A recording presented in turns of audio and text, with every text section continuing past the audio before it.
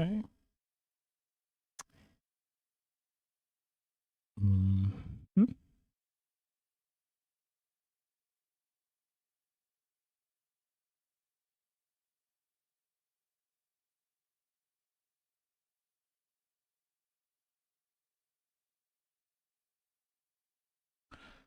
Hmm.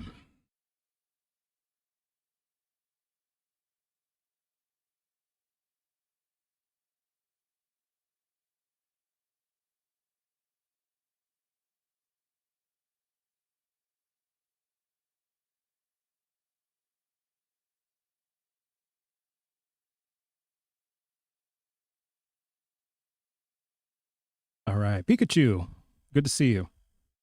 Hi there. Welcome in. Happy Thursday.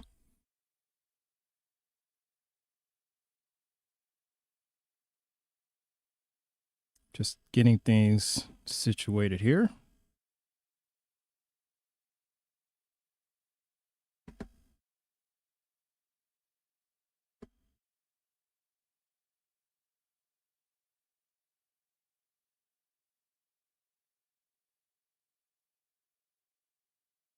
Good afternoon, Durango.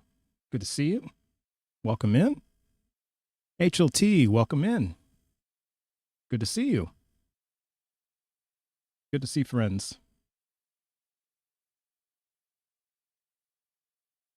Hope you're having a happy Thursday. A lot of streamers on today. Notice that. So just be one of those days where it's just advantageous for streamers to jump on, and that's great. Actually, I think that's great. Maybe not so great for my numbers, but that's okay.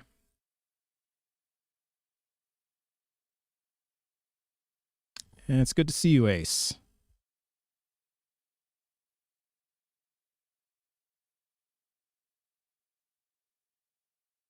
Savon, not sure how that relates to this topic.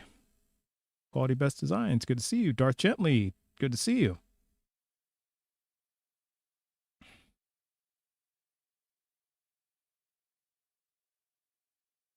Sacrificing to demons doesn't prove demons.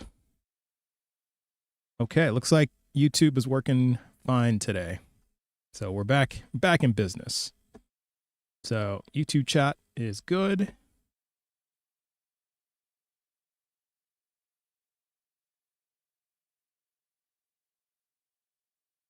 And yeah, I do ignore Twitch because I get like one viewer in there per session, maybe two. So until it picks up, it'll probably continue to be ignored.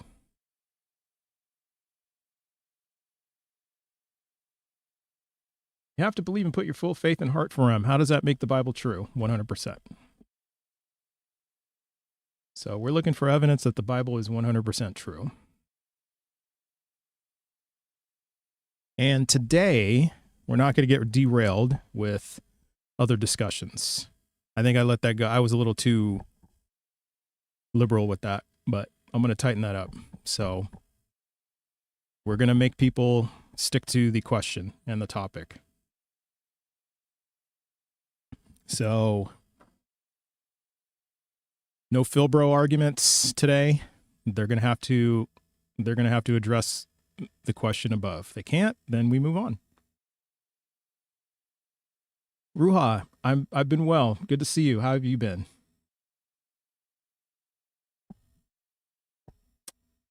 We have no evidence of widespread creation. Zero evidence of it. So what's your evidence that we have creation? Why don't scientists agree with you? Scientists have not been able to find any evidence of creation. So that's just a claim. So cite me a scientific paper that confirms creation.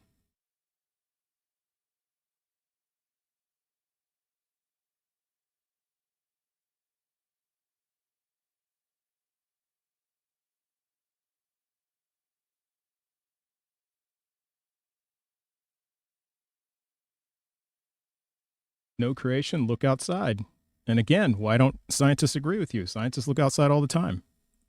And so they have come up with different theories based on empirical evidence. So you don't have any evidence that there's creation.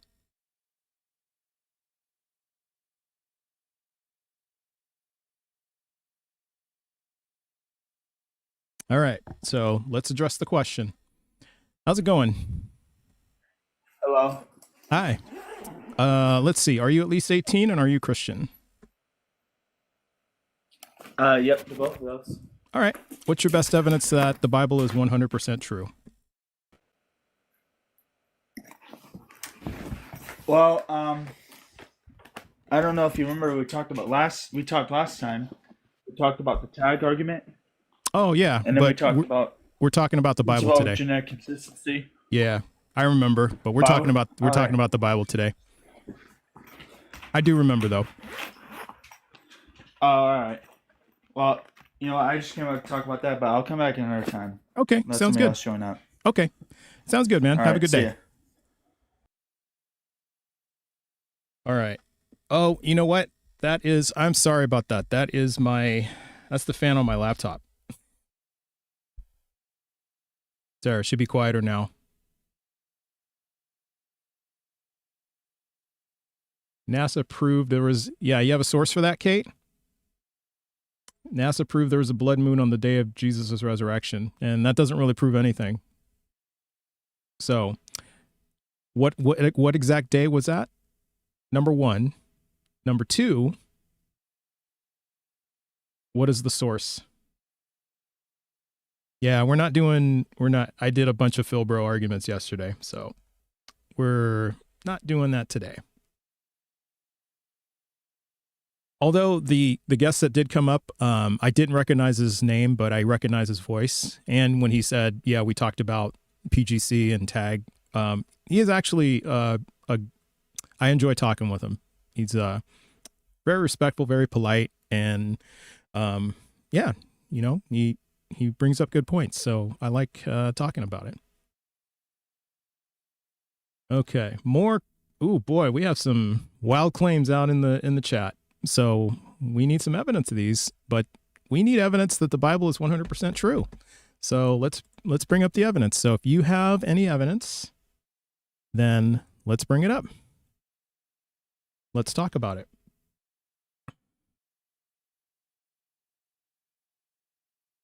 And Deborah Melville, that is a claim. How do you know that's true? So what's your evidence that the Bible is 100% true? Hey, Queen Laquifa, and hey, Jessica Wright, and hey, $3.06 pencils. And thanks for the rose, user 3098. Colin, good to see you. GGG Ishmael. Thank you. And Ace, thank you for the heart me's. So thanks for the gifts, everybody. Need to define true. Call me. The dictionary definition of true. That which lines up with reality. No, the Epstein files would not count as evidence. You have to give us the epistemic bridge between the Epstein files and the Bible. So what is that? And Antel Brown has no evidence. It's going meta. So how is that evidence that the Bible is 100% true? Let's address the question up above my head. See, I think Christians don't have any evidence because if they did, they would just answer the question. And Kim Kaiser, not evidence that the Bible is 100% true. And it doesn't matter if I want to know God. If God doesn't exist, then it doesn't matter how much I want to know him. So not relevant. Do you believe the universe is infinite? Not an answer to the question. Do you believe in Julius Caesar? Not an answer to the question. You see when God comes back? Not evidence. So we have zero evidence so far. You must realize the paradox in your question. Oh, so you're saying there is no evidence of the Bible being true. There is no paradox here.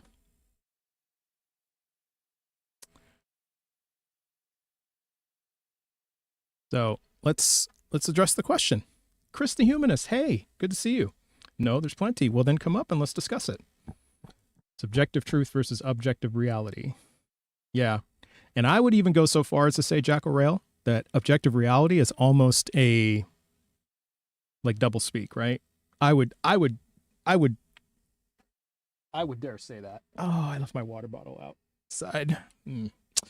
All right, I won't get it now. I'll get it later. And thanks for the share. And so everybody, yeah, let's tap the screen. Let's share the live out with our friends. If you're not sure how to do that, just long press the screen on your phone and you will see your friends list. This is on TikTok. And HLT, Darth Gently, good to see you. Hey.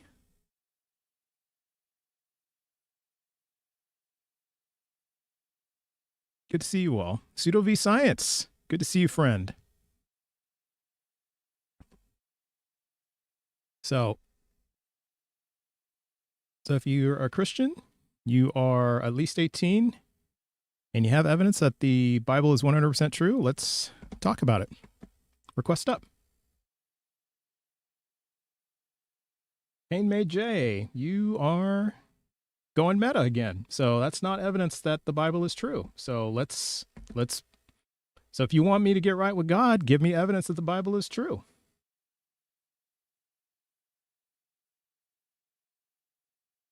I'm a Friday night. Good to see you. Hi.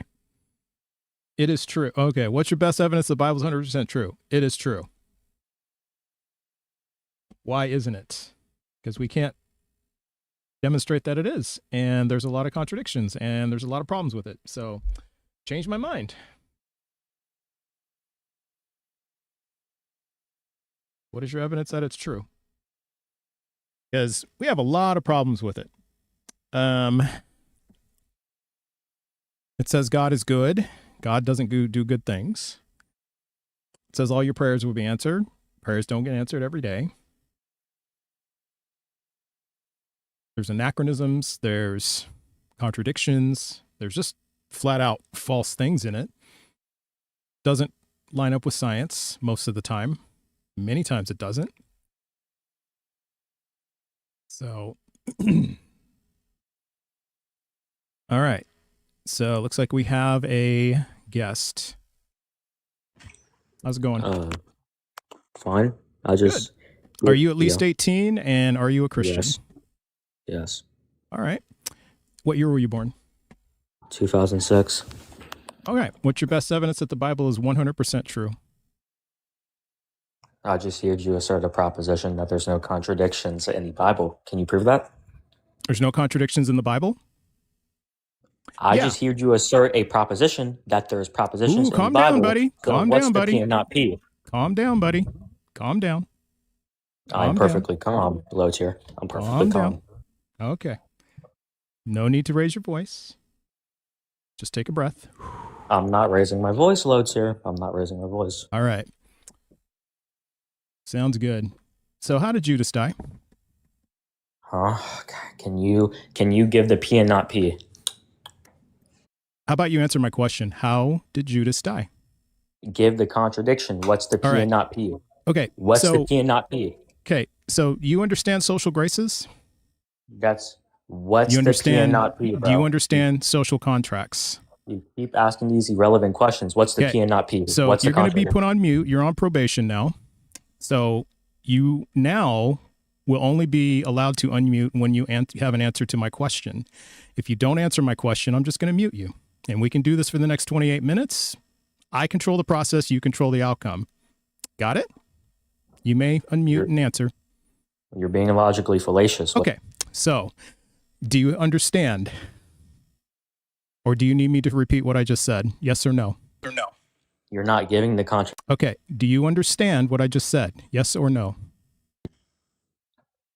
You're being illogically fallacious. Do you understand what I just said? Yes or no? There's only two possible answers to that, or I don't know. So three possible answers. All right. Do you understand? Yes or no? Or I don't know. Atheist, calm down. Do you understand? Yes, no, or I don't know. Those are the only three options that you have. I don't care about your irrelevant question. Do you understand? Yes, no, or I don't know. Because all that's going to happen is we're going to do this for the next 27 minutes and you're going to get clipped. So it's up to you. A clip of you being illogically. Do you understand? Yes, no, or I don't know. Can you give the contradiction? Do you understand? Yes, no, or I don't know. Can you give the P and not?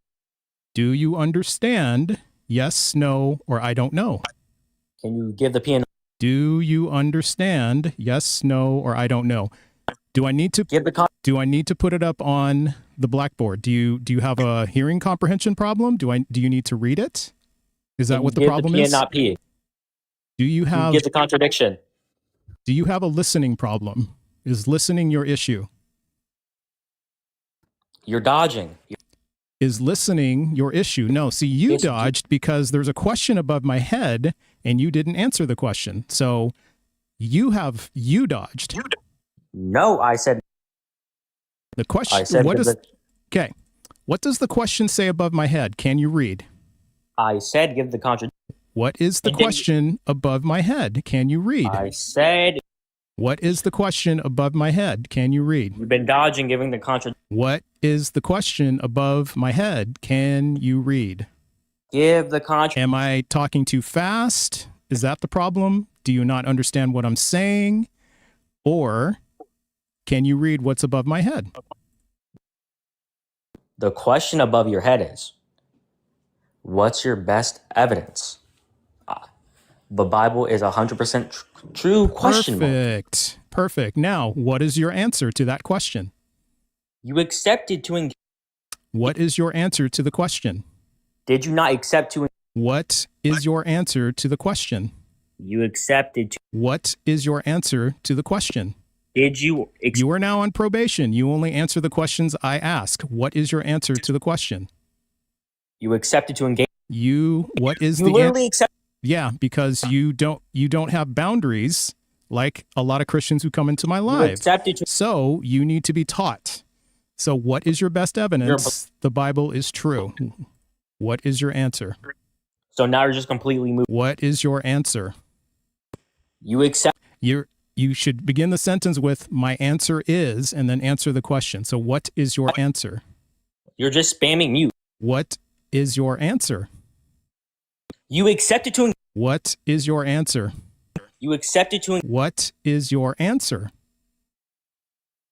You're having a. What is your answer? Oh, and there's jellyfish. All right.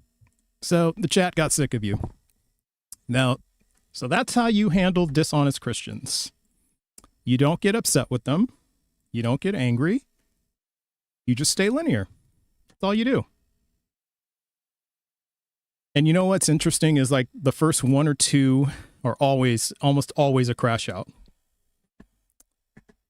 So still, there was a question above my head. I asked you what the question was, and you didn't answer the question. And since you were being rude and disrespectful, you got put on probation, and you were only to answer the questions that I had up there. And you didn't do that. You didn't answer one single question, except what it said above my head. So if you are a Christian, this is not the way to go. If your goal is to, I don't know, cook me or convince me or something like that, that's not the way to do it, because I control the process, you control the outcome, and the chat controls the outcome too. That's how this goes. So it's very simple. If you're in my queue, which I see a bunch of you are, if you're in my queue, what I expect is you have an answer to the question above my head ready. So take time, read the question, think about your answer, and then when I get to you, because I'm going to ask you, what's your best evidence the Bible's 100% true? And then just say, my best evidence is, and then say it. Simple. Yeah? All right. What if you rephrase the question to 99%? I may take you, but I still expect an answer to the question. Ragizi, hello? So let's try the next guest. Also, let's be respectful of boundaries. So this is not your live. This is my live. All right. So there is a question up on the board.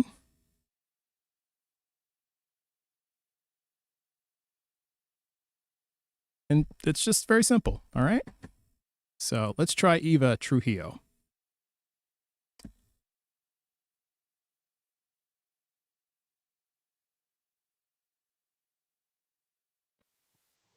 How's it going, Eva? Hello? Hi. Hi, how are you? I'm doing well. How are you? Just for TikTok purposes, are you at least 18? Yes, sir. Uh-huh. Okay. And you're a Christian that believes in the Bible? Yeah. Yes, All sir. right. Mhm. All right. What's your best evidence that the Bible is 100% true? Okay, my best evidence is that there's 66 books, 44 writers, written in 3 different languages: Hebrew, Aramaic, which was Jesus' native tongue, and Greek, over 3 different continents, over a 1600-year time span, and it's in perfect harmony and there's no contradictions. There's no contradictions? If you could point out one, I would love to. I mean, I'm open to it. I'm not, but Okay. from what I've read, that's what and I'm glad that you have. These are really good questions to ask because I used to be an atheist. Okay. And have you read the entire Bible? I wouldn't say verbatim, but I mean, it's not like a book you read from well, you can't read it from the beginning to the end. Yeah, I did. But you read the whole Bible? Yeah. Like From Genesis to Revelation. At least a dozen times. I don't have it memorized, but yeah, from Genesis to Revelation, first page to last. Yep. And Okay. actually, I read through it every day. I've read it, yeah, way more than 99% of the people I talk to. Okay, so would you agree that there's 66 books in there? Well, it depends which Bible you're talking about. Which one are you talking about? The New King James Version. Okay. And so we have the Catholic version, which has 73. We have the Orthodox one, which I believe has 78. But I mean, that's semantics. So it just depends. But yeah, the New King James has 66. Not sure how that makes it true though. But I think the big thing is you said no contradictions. I think that's where we really need to talk. What we really need to talk about, right? Well, I believe that it's in perfect harmony. Otherwise, you either believe that Jesus is the Messiah or you believe that he's a lunatic. He can't be both. Mm-hmm. Yeah. And so, but it's not just about Jesus. I mean, there's just other things in there, right? So But there's actually extra biblical proof, like a great historian by the name of Josephus that actually made those. I'm sure you're very knowledgeable about that, right? I mean, he made these claims as well, and he was not a Christian. Yeah. And so now Josephus made claims about Hercules. So is Greek mythology true? I mean, but his claims about Jesus. So Well, that's not what I'm asking. would, I'm asking if Greek mythology is true because he made claims about Hercules. to be honest with you, I haven't studied Greek mythology that much, so Okay. that's not my. Yeah. You familiar with Hercules, the character Hercules? Mm-hmm. Do you think he Yes. exists because Josephus mentioned him? I mean, that's a valid point. I mean, but why would he mention Jesus if he never existed? Well, I never said he didn't exist, so I don't know where you got that from. But even if we did, yeah. But even if he did exist, how do we know he resurrected from the dead and ascended into heaven? How do we know he didn't? Well, that's not the question, right? Because I could say to you, how do you know I have a fire-breathing invisible dragon in my garage? How do you know I don't? Okay, well, my question would be then why would so many people, if you've read the whole Bible, die such a martyr's death for something that wasn't true? Don't you think at the end they would say, hey, it's a hoax, we're lying, why would someone die such an excruciating, horrible death? And there were so many eyewitnesses of it, Mm-hmm. and they spoke in different languages. Okay. Yeah, I'm sorry. Go ahead and finish what you were saying. Excuse me. Go ahead. Okay.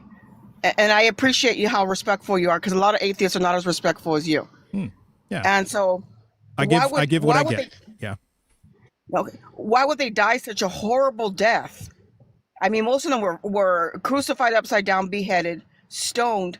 If at that very moment, wouldn't they have just recanted their faith and said, hey, you know what? This is what I said. I made it all up. It was just a lie. Okay. How do we know for 100% certainty that these people died? How do we even know they existed? How do you know if Hercules existed, if no one that's alive today could be able to confirm that? Well, yeah, I don't believe Hercules existed. We can't independently verify it, so there's no reason to believe it. So that's what I'm asking you though, Eva. Like because you're saying the claim is that there were all these, all the apostles died, right? Well, first we have to establish whether or not they existed. So outside of the Bible, and I can give you two of them. I can give you Peter and James, son of or brother of Jesus. I'll give you two. Let's just assume let's just say we have evidence that they existed. All right. Doesn't mean they actually did, but we have evidence. What evidence do we have outside of the Bible that the other 10 apostles even existed? Weren't there historians that wrote about them that were not Christians? Nope. We have lore in the church. So we have claims, but we don't have evidence. We don't have independent, and that was done hundreds of years later. So what I'm looking for is like contemporary sources, like written while they were alive. What do we have? The Dead Sea Scrolls. No, that wasn't about the New Testament. That was all Old Testament stuff. Okay, so if the New Testament is not the scrolls, then who wrote the New Testament then? Well, we have mostly what scholars agree on is that they were written anonymously, with the exception of letters from Paul, like the Pauline letters. But we can't confirm like who wrote the Gospels. Okay, but all these scholars that we're talking about are people that are modern day scholars, correct? Yeah, through time, yeah. But yeah, modern day. So where do they get their evidence from then? Well, they examine the parchments, and then what they do is they compare the writings, and then they compare the writings to like different centuries, right? So they can discern that the writing styles are different. And like, for example, they found different writing styles in John. Like they have good evidence that the last chapter of John was added much later. There are references to second century occurrences that could not have happened in the first century. Just things like that. So I guess we can. Do you want to go back to the original thing about the contradictions? Do you want to go back to that? We kind of drifted a little bit. Okay. So okay. So now, how did Judas die? I was trying to ask this of the last guest, but we didn't get very far. How did Judas die? I'm glad you asked. Was that Judas Iscariot? Because Judas was a very common name in those days. Yeah, Judas Iscariot, one of the apostles. The one that betrayed Jesus. Yeah. So how did Judas Iscariot die? According to what I've read or what I've researched, is that he hung himself. He hung himself? Yeah, yes. It's according to Matthew 27, right? I believe so. If we go into Matthew 27, here, let me. I don't remember the exact verse. Let's see. It was, where was that?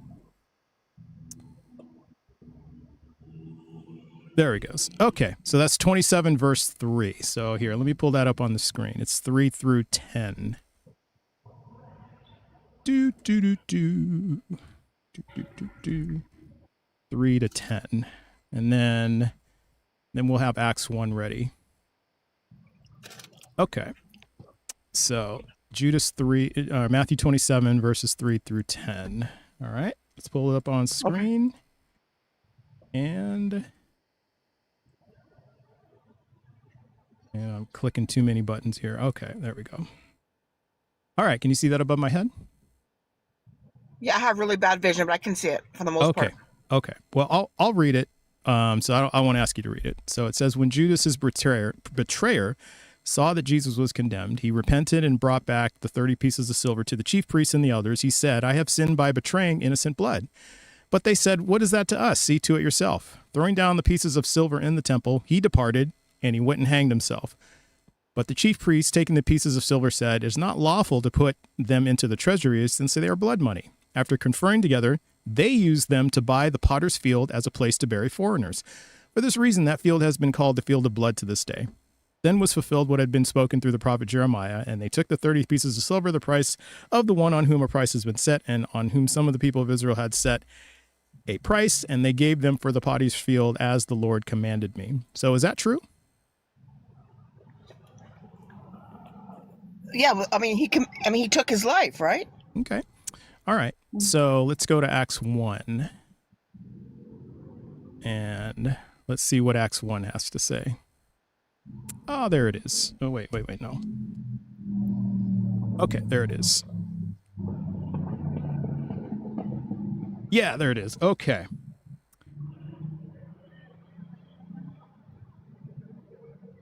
All right. So it says here, I think we got to get to like 17.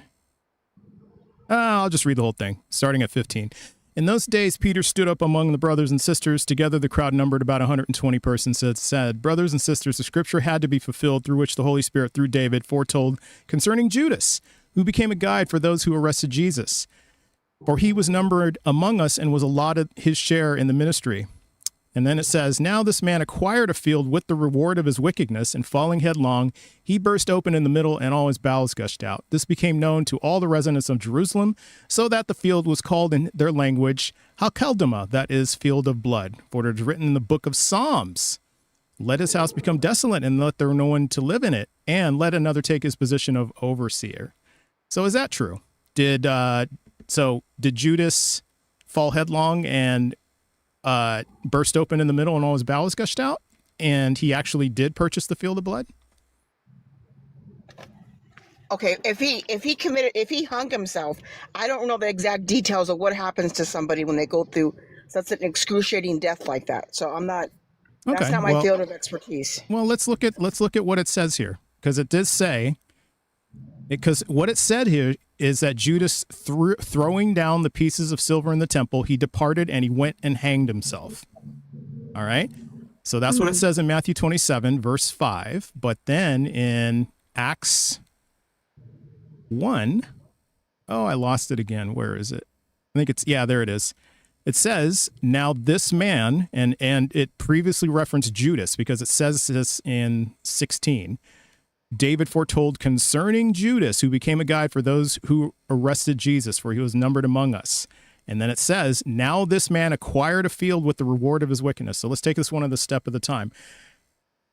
The reward for its wickedness is what? The 30 pieces of silver, right? Okay.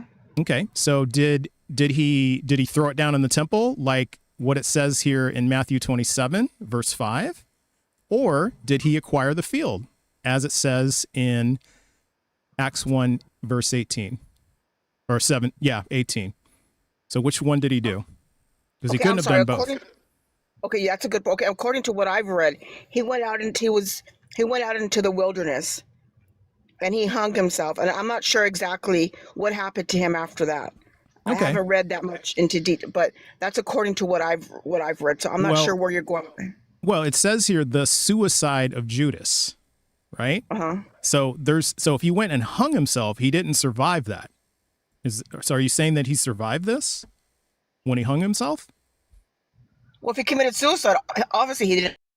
Okay, so if he committed suicide, Eva, did he commit suicide, or did he fall headlong and burst, and his bowels burst open and died? Which one is it? I think. Oh, looks like her Wi-Fi went bad.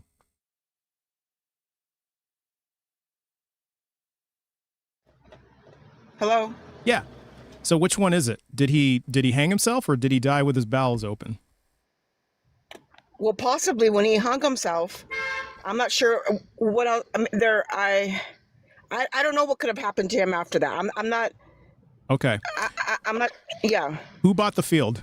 Did the Pharisees buy the field, or did Judas buy the field? Well, they were the religious leaders of the day, right? Yeah. So it says here, after conferring together, they used them, the pieces of silver that he threw in the temple, to buy the potter's field as a place to bury foreigners. For this reason, that field has been called the field of blood to this day. So is that true? Did the priest, the chief priest, pick up the silver and buy the field? Yes or no? Oh, okay. I'm sorry. Was it 15 or 30 shekels that he sold Jesus's? 30 right? pieces of silver. Yeah. So did the chief priests pick up the pieces of silver and buy the field to call it the field of blood? I believe so. Okay. So then why does Acts say Now this man acquired a field with the reward for his wickedness, and falling headlong, he burst open. This became known to all the residents of Jerusalem, so that the field was called in their language Housekeeping, that is, field of blood. Okay, I'm not quite sure where you're going with this. I mean, do you agree that he was killed? This is a contradiction. Either he bought the field or he didn't buy the field. Which one is it? Well, he purchased the field, but then he felt the remorse and the grief for doing that, so he committed suicide after that. Okay, so then the chief priest didn't buy the field, because it says here, but the chief priests, taking the pieces of silver, said it's not lawful to put in the treasury since they are blood money, and they used them to buy the potter's field as a place to bury foreigners. For this reason, that field has been called the field of blood to this day. So Matthew says the chief priests bought the field, but Acts says Judas bought the field. So which one is true? They both can't be true. Okay, if they both can't be true, then which one do you believe is true? Neither. You believe neither. So No. you believe that Judas Iscariot never existed. I didn't say that. Well, there's no evidence that he did. We have no evidence that he did. So actually, that's true. I don't believe he did. But this, you're not really addressing what I'm asking you. Which one is true? Did the chief priest buy it or did Judas buy it? Because one of them has to be wrong. So which one do you choose is wrong? Well, according to what I've read, Judas bought with the shekels. Okay, so then that means Acts is wrong. So the Bible is not 100% true. Well, that's one verse we're taking. So I'm not sure if we're taking that out of context. I would have What's to read the context of either Judas buying it or the chief priest buying it? What's the context?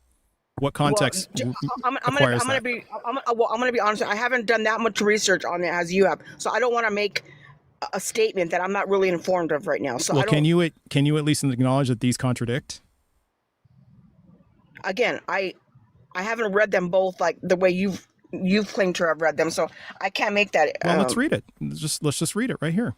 I mean, if we want to go to the New King James, it says the same thing. We can do that if you want. Go ahead. Yeah, it's not going to help you, but let's go to the New King James. New King James, there it is. Okay, there's the New King James, and let's scroll all the way down to Matthew 27. It's like at the end. I got a bunch of verses here that I've been reading to other guests. Okay, so Acts in New King James. So he says here, Acts 1, New King James. You might not be able to see that very well, but that is what it says. And so if we go to verse 18, now this man purchased a field with the wages of iniquity, and falling headlong, he burst open in the middle, and all his entrails gushed out. And it became known to all those dwelling in Jerusalem, so that the field is called in their own language Housekeeping, that is, field of blood. So that's what Acts 18 says in 18 and 19, say in the New King James. And then if we go back to Matthew 27, it says, then he threw down the pieces of silver in the temple and departed and went and hanged himself. But the chief priests took the pieces of silver pieces and said, it is not lawful to pull them into the treasury because they are the price of blood. And they consulted together and bought with them the potter's field to bury strangers in. Therefore, that field has been called the field of blood to this day. So it even says it in your New King James Bible. Okay, so the priests originally purchased it. The priests originally purchased it with the pieces of silver that Judas threw down in the temple and hanged himself with. But then somehow Judas acquired more wages of iniquity and then falling headlong. So he bought the field of blood. So the field of blood was bought twice. No, I'm not sure. I'm sorry. I'm not sure where you're going with this. So you're not seeing the contradiction here. Is that what you're telling me? I'm not seeing the contradiction. No. You're not seeing it. Okay. No. Okay. Okay. So are you telling me then that because we have two different sets of people buying the field of blood. So you're telling me that they both bought the field of blood? No, initially the Pharisees bought the field of blood, and then Judas Iscariot purchased it with the shekels, and then he threw the shekels down and said, "I no longer want. I I no longer want this. Where He's does an this say innocent that? man. Where does it say that? Sounds like you're making it up. Where does it say that? Well, that's what he did. He threw the shekels down. He threw the shekels down and then went and I don't know hanged that. himself. Where does it say in Matthew that he went and threw the shekels down, then hanged himself, and then purchased the field of blood? Like, take us through the. It's like, I mean, it just really, Eva, it just really sounds like you're in denial here. No, I'm not in denial. I don't. I from what I've read, and it's in the gospel. I'm sure it's either Matthew, Mark, Luke, or John. I don't know the exact verse right now. If I We're could looking look at it it up, in Matthew. Yeah, it's in Matthew. It's only in Matthew. But didn't Matthew, Mark, Luke, and John all give accounts of what happened?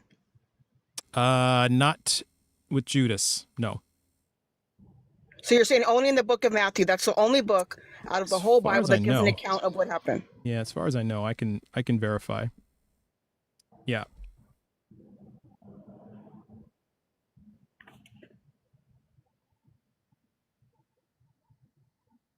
Weren't there also eyewitnesses that witnessed this, the same account of what happened? Yeah, Multiple eyewitnesses. there's no other, it's in no other gospel. Judas's death is not mentioned in any other gospel. It's only in Matthew.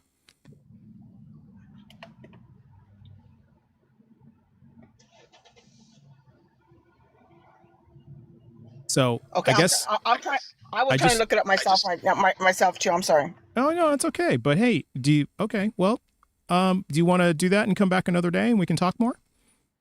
Yeah, I want to be honest with you, to be able to give, I want to look it up a little bit more too, because I can't. Yeah. You're looking it up. You're able to do that, Yeah. and I'm not able to do it at the same time. Okay. Well, it's just for reference, it's only in Matthew 27 and in Acts 1. It's the only place you'll find them. But Okay, if you I don't thought you said it believe was me, only- you can look through the rest of the New Testament. You won't find it anywhere else. Okay, I just have a question then. Okay, so just say if I was to believe your take on being an atheist, don't you believe that you have more faith to believe that we all came from nothing? No, because I don't believe we came from nothing. Only Christians believe that. So what do you believe we came from then? We came from abiogenesis and evolution, like the evidence suggests. So let me ask you back. What did God create us from? Well, he's all knowing. He's outside of our realm of thinking. His thinking is beyond our human comprehension. He's outside of the universe. Okay. I think we're so limited. We're limited in our thinking. Then- I don't think we could fully comprehend. I'm not sure that answers God my of this- question. What did God create us from? He spoke us into existence Okay, using what? using. I'm sorry. I mean, he's God. I'm not. I mean, I'm going by. If you don't yeah, believe if he that, spoke us into existence, like what materials did he use to speak us into existence? he created in his image. Okay, in his image, but from what? Like from what materials? Like what elements? What materials? Did he take a piece of himself out of himself and create us? Like how did that happen? Okay, so my question would be, then how do you believe that we came? Hold on. Just can you answer my question?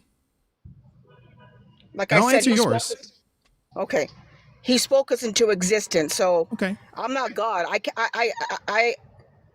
can say that I don't understand everything. I admit that because I'm Okay. not God. So Okay. to say and that we're I don't understand science all the way. I'm not a scientist. Okay.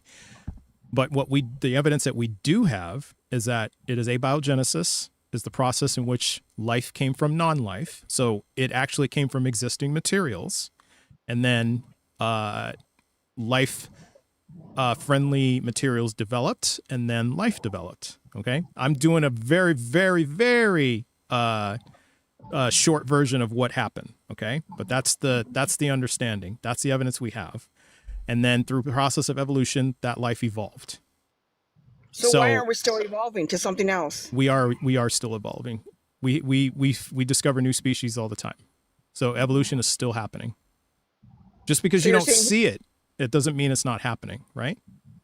Well, the same thing for God. Just because you don't see it doesn't mean it's not happening. Then Right. But the difference is that we have evidence of evolution. Scientists are discovering evidence of evolution. They see it every day. Just because you and I don't see it, like we don't walk outside of our house and then see things evolving, That doesn't mean it's happening. But see, the problem is, Eva, is that we're not seeing any evidence of this God anywhere at all. So even the complexity of the human eye, you don't see evidence of God's handprint on that? No, because number one, we as humans have built things superior to the eye. We can see all across the galaxy, right? We can see across the universe. We have camera lenses that zoom in, work way better than the eye. And the eye, it's direct structure, like the way the eye is quote unquote designed. If you were to believe that it's designed, it led to my cataracts, and I had to go get cataract surgery. It is because of the structure of the eye. Why would a perfect being create an eye so flawed that it would result in cataracts? Okay, so what do you believe is the whole point of having good morals then, or being an ethical person if there is no God? Another shift. Okay, so, well, I believe that the whole point of having good morals is because I don't want anyone to harm me, right? So if everyone does things in accordance with not harming, then we have good. So that is the whole point of morality, is to not harm. Wouldn't you agree? Would you agree that it's good not to harm people? Yeah, I would agree, but I believe that innately Perfect. there's something within us that gives us that feeling or intuition that we shouldn't be doing that. Okay. And so what we've discovered is that infants don't show this until they're about 6 years old. So if it's innate, why don't infants show anything until they're around 6 to 9 months old? I'm sorry, why don't they show what now? Empathy and emotions and things of that sort. Because like empathy is like one of the bases of morality, is understanding what people go through so we don't harm them. Because part of it is, well, I wouldn't want to be harmed that way, right? Like you wouldn't just walk up to somebody and just cut their arm, right? Because, right? Am I right about that? Like you wouldn't just You're right, randomly do it. Yeah, yeah. And is part of it because you don't want your arm cut? Like you don't want somebody doing that to you, right? Yeah, but I believe that there's something within us that would give us that will not to want to do something so horrible. Right. And so if that's the case, then so you're thinking that's God that gives that to us. There's something supernatural, I believe. I Okay. believe there's a Holy Spirit that's within. There's a Okay. spirit within all of us Yeah. that gives us that nudge in our hearts that we shouldn't be doing something like that. Okay. So if that's the case, would you say then that is suffering good or bad? Is suffering good or bad? Let's see. Well, according to the Bible, I mean, it draws us closer to God. Okay. Is all suffering necessary then? Like it has to happen? I'm not sure if it has to happen, but it's just part of our fallen nature. Right. Okay.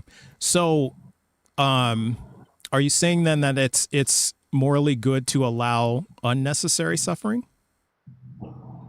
Is it morally good to allow unnecessary suffering? Yeah. I don't believe anybody should inflict pain or suffering upon anybody. Well, I mean allow. So like for example, if you saw a baby like drowning in like a knee-deep high pond, like a toddler, let's just say, because that's about enough to drown a toddler. If you saw a toddler drowning in a knee-deep high pond, would you save it?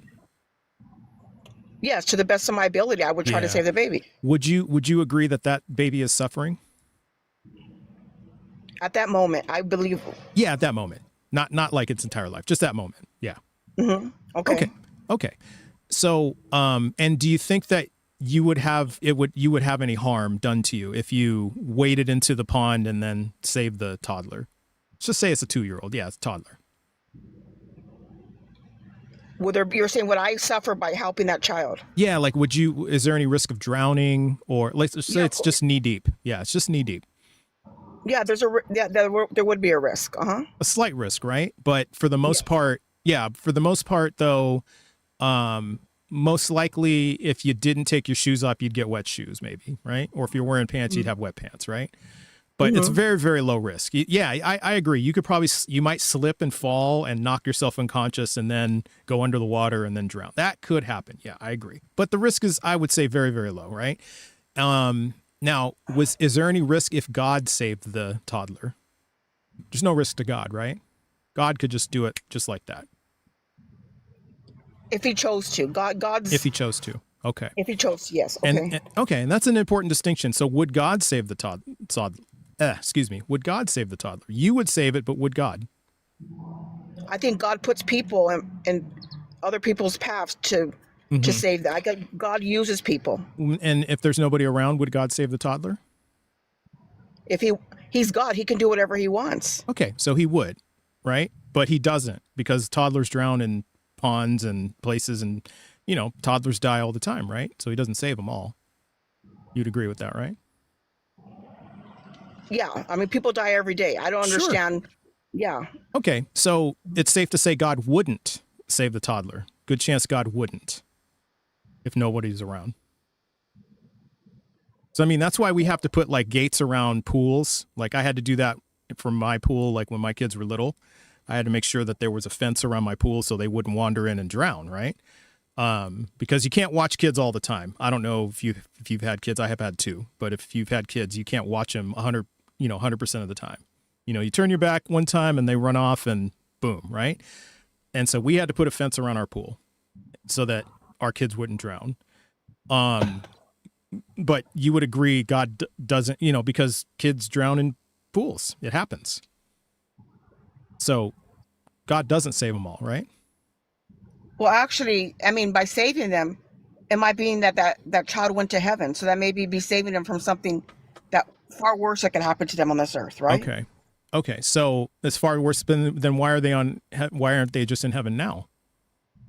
Why were they born here in the first place? Well, and then if that's the case, then why was anybody born here in the first place? That's a great question. Exactly. Because then that makes this whole existence pointless, right? We should just either be going to heaven or hell if God knows everything, right? God can do anything within his power. You said that. God knows everything. So God would know. He gives us a free will. Yeah. These are things that we decide. Okay. Like so every day, a toddler falling into a pond is free will? To be honest, I don't know the age of accountability. I'm not sure about a toddler. Okay. But I know the Bible, I'm not sure if it gives an exact age of accountability where they know right from wrong. Do you think a toddler chooses to fall into a pond and drown? Of course not. Okay, so that's not free will, right? So free will doesn't really explain that, right? So then again, why would God put this toddler on earth? Why not just send this toddler straight to heaven if he knows that this toddler is going to drown? So in other words, why would any human be, what you're saying is why would any human being Why would any human being be created if God knew that it was inevitable that they would die a horrific death? Yeah, exactly. Why would they? Why should he? Because you said it's free will, but again, that doesn't explain the toddler drowning it too, because you acknowledge the toddler doesn't have free will. Okay, so my question to you would be then, why do you? Let me see.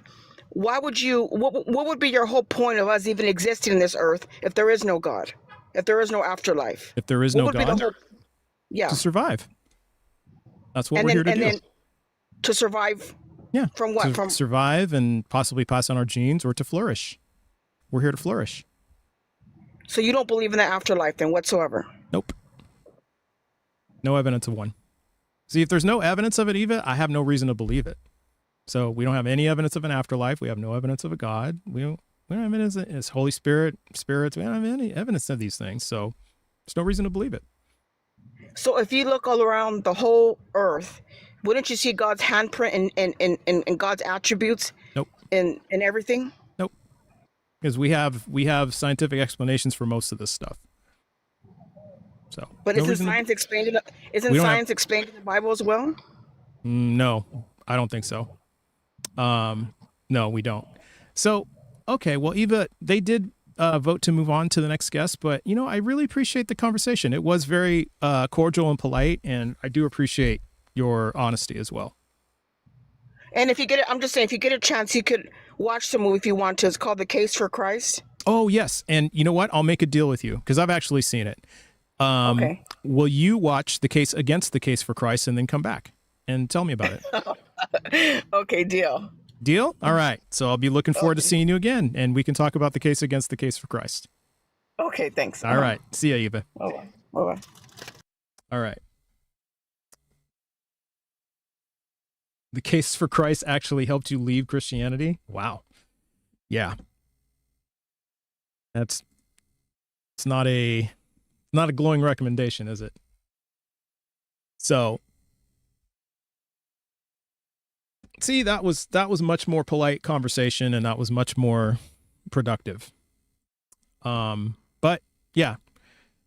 But no answer for Judas Iscariot. The Bible helped me leave. Aaliyah, yeah. Definitely helped me too. Most definitely. And by the way, Aaliyah the Godless is here. That means Girls Gone Godless is in the vicinity. Like, they're in the radar. So if you see Girls Gone Godless, or even follow Aaliyah the Godless, and that will eventually get you the Girls Gone Godless. Girls Gone Godless. G cubed, if you will. And because then you can see their fantastic podcasts and their fantastic content. So yes. Also, the case for Christ is not convincing, and it's incredibly poorly written. Agreed, Dr. Joe. I 100% agree. So, okay. So let's go to another guest. So if you are in the guest queue, please be at least 18.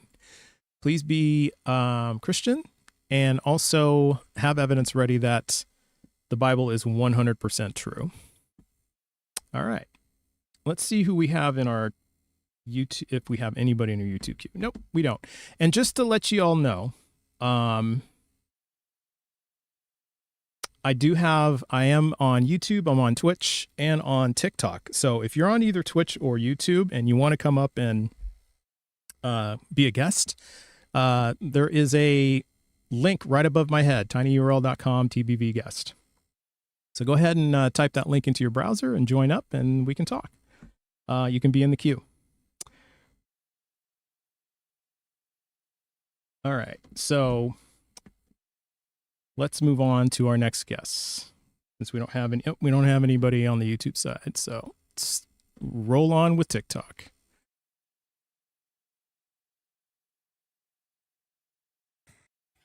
How's it going? Hi, how are you doing? I'm doing well. Thanks for waiting. So, are you at least 18? Yes. Okay. You sound pretty young. What year were you born? 2001. Oh, okay. Wow. Very nice. Okay. And are you a Christian? Yeah, non-denominational. Okay. What's your best evidence that the Bible is 100% true? Well, I would like to go into the how you said inconsistencies, but mainly historical reliability, fulfilled prophecy, stuff like Fulfilled that. prophecy? And yeah, and the Okay. consistencies of scripture. I don't believe Consistencies of there's scripture. contradiction. Okay. Yeah. So you don't believe there are any contradictions in scripture. No, I And think that okay. yeah, I think it's been misinterpreted, but it's consistent Misinterpreted? in itself. Okay. So we have two claims here. Which one would you like to explore first? The prophecies or the no contradictions? The no contradictions. I think about how what you were mentioning about Judas and everything. Okay. Well, let's take a look at a different one. Let's take a look at when Jesus was crucified. So what time was Jesus crucified? Friday, right? I don't know the time of day. You don't know the time? Okay. Okay. So let's see if we can actually go through like different aspects of the crucifixion. We can actually just explore the whole thing, because there's more to it than just the time that he died. Okay, so let's take a look at Mark 15, verse 25. Have you read your Bible before? Yeah. Okay, you read all of it, first page to last? Not in order. Mainly, I've read all of the New Testament and then most of the Old Testament, but not in order. Okay, not in order. All right, so let's take a look at Mark 15, verse 25. I'm pulling it up, and then we'll read it together. Okay.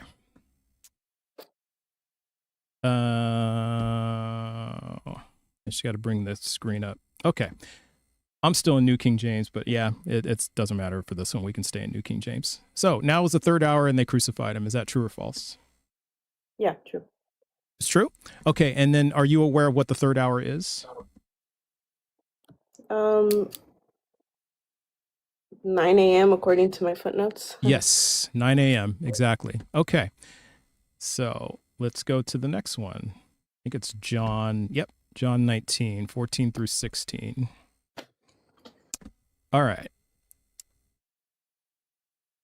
Let me find it.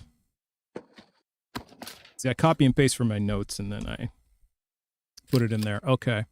So I should probably just do the links to Bible Gateway. All right. So it says here, now it was the day of preparation. It was preparation day of Passover and about the 6th hour. And he said to the Jews, behold your king. Who is he? Sorry, you're 19 verse 14? Yeah, 19 verses 14 through 16. So when it refers to he, who are they talking about? I'm not sure. Pilate. So Pilate said to the Jews, behold your king. But they cried out, away with him, crucify him. And then Pilate said to them, shall I crucify your king? The chief priests answered, we have no king but Caesar. Then they delivered him to be crucified. Then they took Jesus and led him away. So it says here, and about the 6th hour. So if Jesus was crucified at 9 a.m., according to Mark, how could he be in Pilate's court at noon?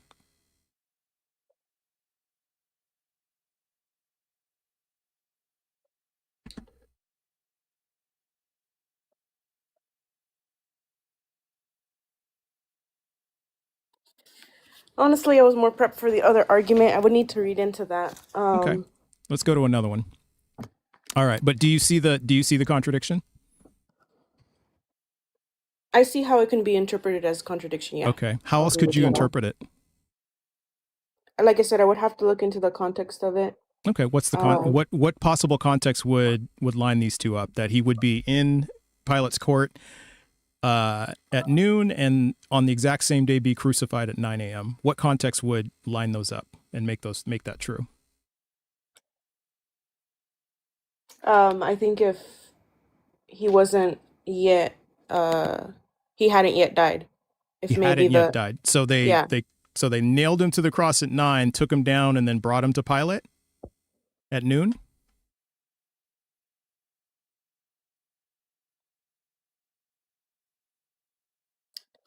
Possibly. Mm-hmm. Why would they do that? That doesn't make sense. Well, why would they crucify a perfect man?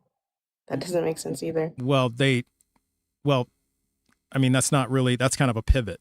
The point is, why would they nail him to the cross and then take him back down and then take him to Pilate to be crucified? So they crucified him twice? No. Okay. All right. So that doesn't make much sense. So anything else you could think of? For that particular one, no, I would like to look into it more. Okay. But Let's look at another one. Okay. I mean, I have a better understanding of the Judas contradiction. Yeah. Well, I already talked about that one. So let's talk about this one. Who carried the cross? Jesus did. Jesus did? And did anybody help him? Yeah, that man had helped him carry Simon of Cyrene, right? Yeah. Okay. And okay, yeah. So let's verify and see what you have to say. Yeah, what it has to say. But I'm going to get all of because you're right. It actually says that in multiple gospels. Right? Okay.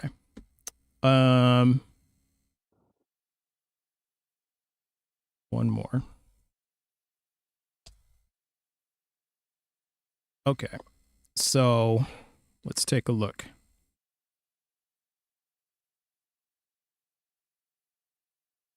Okay. So Mark 15, verse 21. I think it's on my screen. Yeah. Mark 15, verse 21. Yep.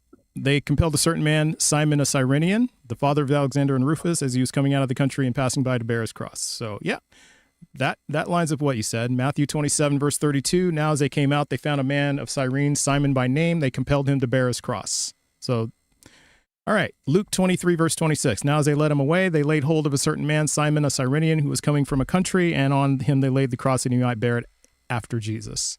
So that's all true, right? Yeah.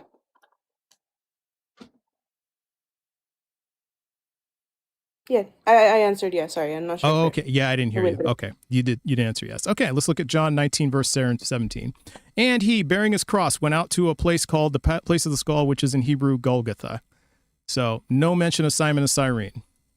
So is John true or false?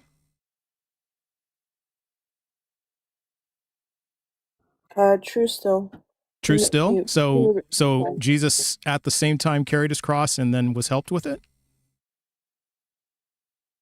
Yeah, I mean, you're saying that he was helped with the cross.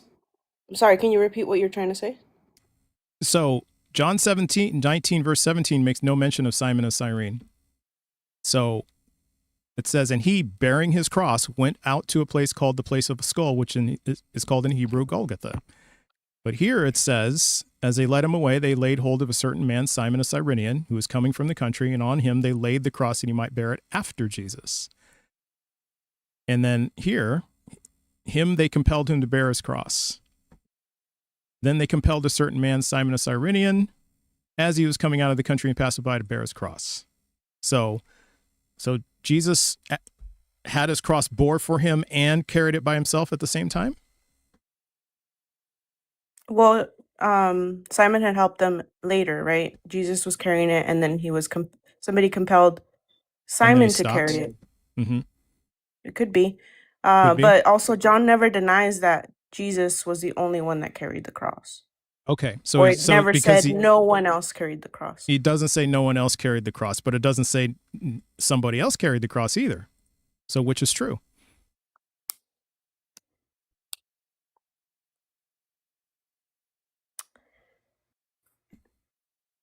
Like I said, he wasn't carrying it the whole time, so Okay. He's carrying it later. All right, let's move on to the next one. What were the last words of Jesus? It is finished. It is finished, according to John 19, verse 30, right? I'm going to go to a new page. So give me 1 second. It'll be easier to do this way. Okay. So according to, and I'm going to go to my trusty favorite, NRSVUE. We're going to stay scholarly accurate. So let's see what it says. John 19, verse 30. Oh yeah, it says that. When Jesus had received the wine, he said, it is finished. Yeah, that's what it says there. Okay. And are you sure? And so are you sure? How sure are you that that's true? 19 verse 30. Yeah. Well, I'm sure it is finished. Okay. How confident are you? Give me a scale of 0 to 100. How confident are you? I'll leave some room. I'll just say 95. 95? Okay. Hedging your bets. I like it. All right. Luke 23:46. Then Jesus, crying out with a loud voice, said, Father, into your hands I commend my spirit. Having said this, he breathed his last. So is that true? Were those his last words?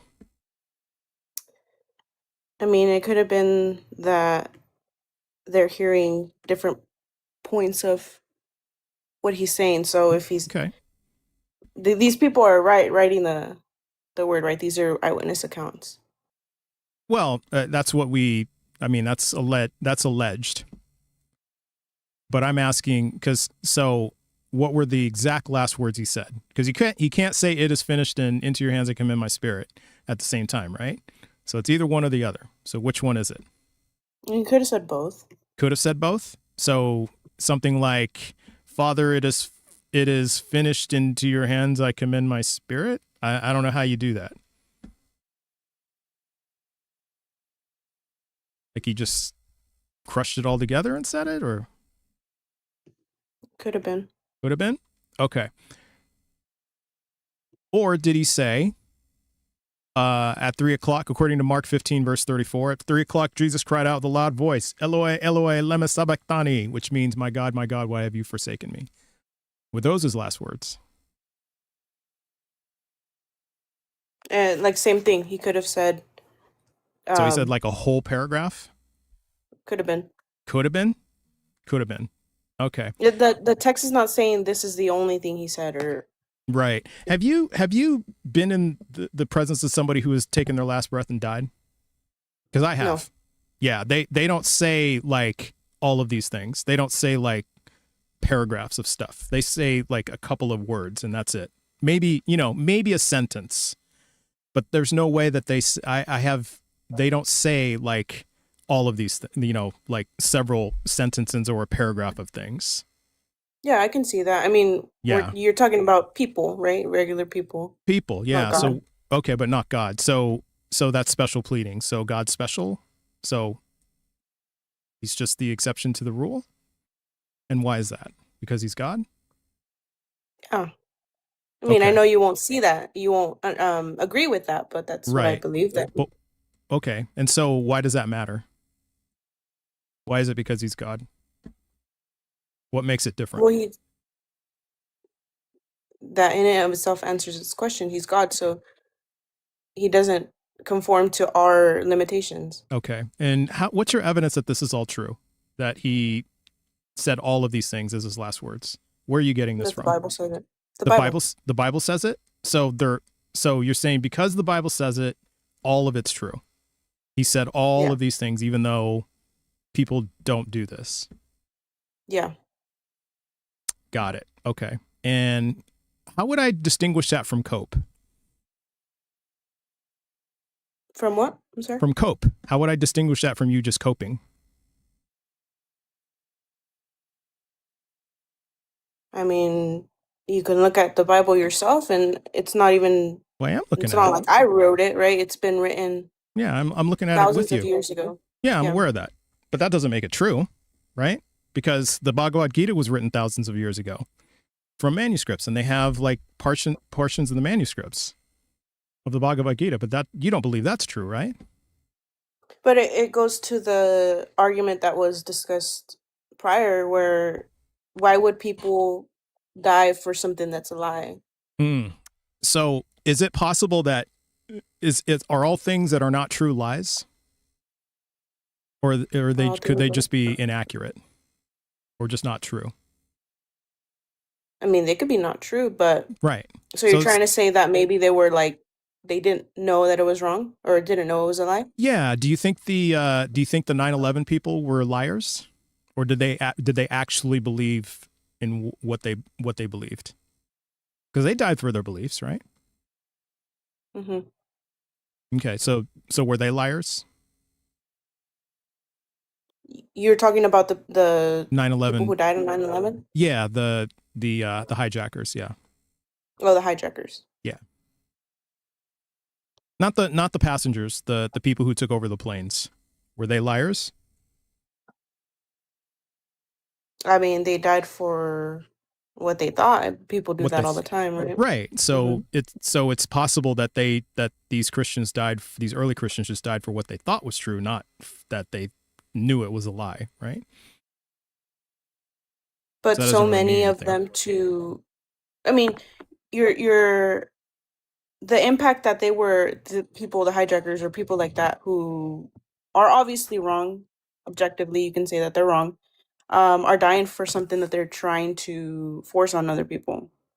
Okay. And so they're trying to force it on people, and you're saying Christians never force anything on people? Oh, definitely. There's a lot of people who do. I personally don't force anybody to believe. Oh yeah, and I never said you did, but I'm just saying. Yeah. That's not really a reason, right? So people of all religions kind of force their beliefs on other people, right? So what I'm trying to understand though is that because we've had people who've died for their beliefs, like in almost every religion, if not every religion. That doesn't make it true though, does it? No, not necessarily. Okay. So then that's not really a reason why it's true. Right? I mean, I just don't understand why somebody would die like that for a something as small, quote unquote, as like a Bible. Well, Like, they why believed would it was true. I get Yeah. people who They are believed in their heart of hearts hijackers it was dying true. Yeah. for their cause, Mm-hmm. but when you wanna, because I mean, people believe that God doesn't exist, or the word of God isn't Mm-hmm. true. Why would someone give their life for that? If you really believe it is nothing, why would people give their life for that? Well, we just demonstrated that the hijackers really believed in what they thought was true, right? Yeah, but they have Yeah, they really their believed it, right? They believed it in they their heart of believe it, hearts. but Yeah. they're trying to make an impact, right? They're Right. But trying they to. believed it in their heart. And you're saying that these others weren't trying to make an impact, but they were just living their lives? Because they were proselytizing, apparently, right? That's why they apparently got killed.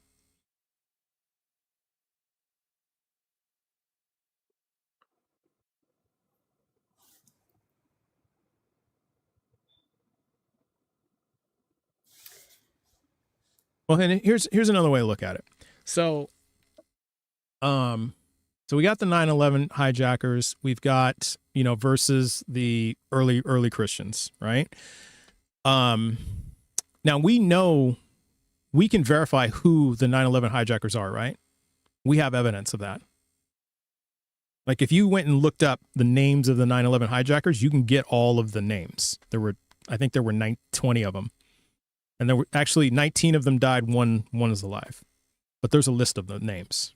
They verified who they are because they had to get on the flights and give their ID and all that stuff. So they use their real names.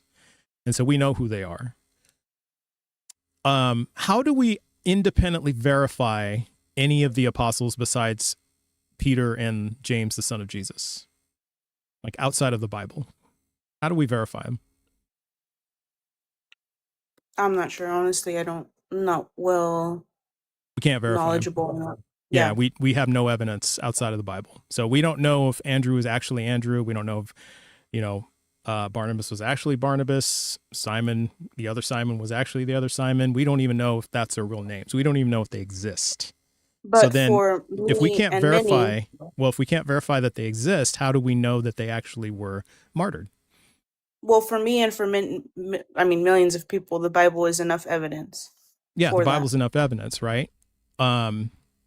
Yet the problem, though, is that you can't independently verify it. So for billions of people, the Bhagavad Gita, that's the Hindu holy book, is enough evidence for them. So that makes it true.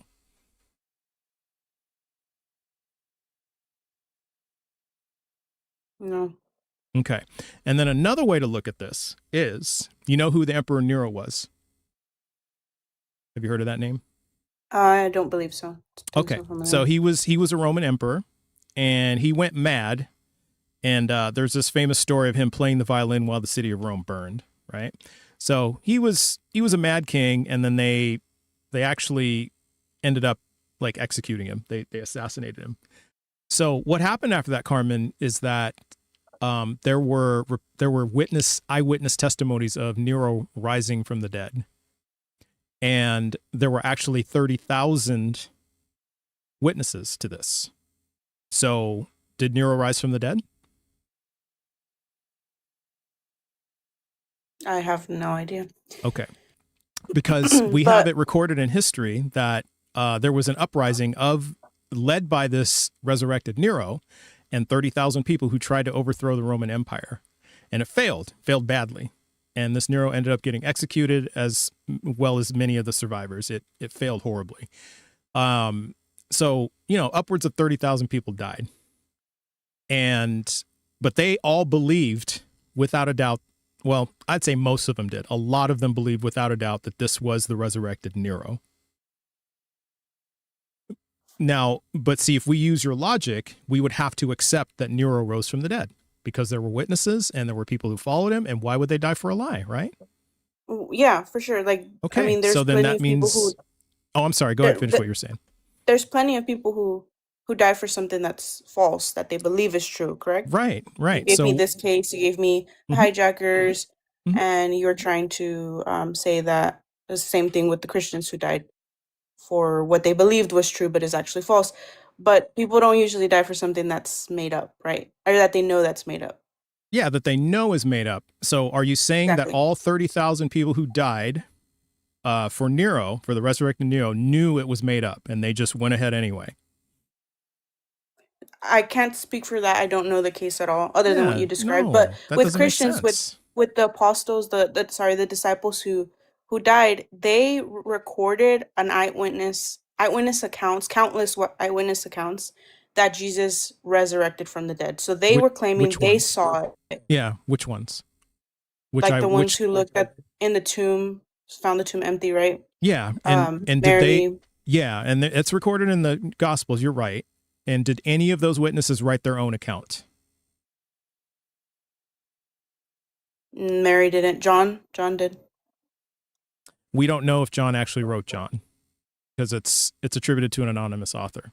So we can't verify if it actually is. In fact, there's evidence that multiple people wrote John because there's an ending and the style of writing is different. So we have evidence of that. And also, these are, John was illiterate. So how did John write if he was illiterate? Well, Paul didn't write his own letters, right? He had somebody write it for him, Some of them, yeah. And that's why and some then he people would sign them at the end. Yeah, and there was a small contingent of people who contest that Paul never existed, and they kind of cite that as evidence because of the different styles of handwriting and all this other stuff. So yeah, that's true. So what I'm trying to understand though is then why were these originally anonymous? Because Paul signed his letters, but none of the other gospel writers signed theirs? Why? That doesn't make sense. Why don't you think it makes sense? Well, because people usually write now, a lot of things were written anonymously back then, but we have a lot of other writings from back in that time period of people signing their names to things. Like, for example, Pilate signed his name to things. That's how we have evidence that Pilate existed. There's really no issue with Pontius Pilate existing. Right? Yeah, but you're saying that I said Paul signed his letters, and you're saying that isn't evidence that he wrote it. So now Pilate is evidence, and I'm not saying Pilate isn't. No, that's not what I said. What I said was, I'm trying to make the comparison between the anonymous gospel writers. Because now you have to say, because if you're saying, Paul didn't write his, but he signed his, okay, fine. So then why didn't the gospel writers sign theirs if they didn't write it? Because you're trying to say that, because they were illiterate, somebody else wrote them. Mm-hmm. But okay, yeah, but see, that doesn't line up. That's not consistent. Paul was also writing directly it was a literal letter to churches, right? Yeah. And the gospel writers, they were describing accounts of what had happened. It wasn't about them. It was about the accounts. Well, again, how come they were written anonymously? Like I said, they weren't writing about themselves. So didn't matter who they were. Okay, so then how do you know that they wrote them if they were written anonymously? Like, what evidence do you have that Mark wrote Mark, Matthew, et cetera, et cetera? How do you know?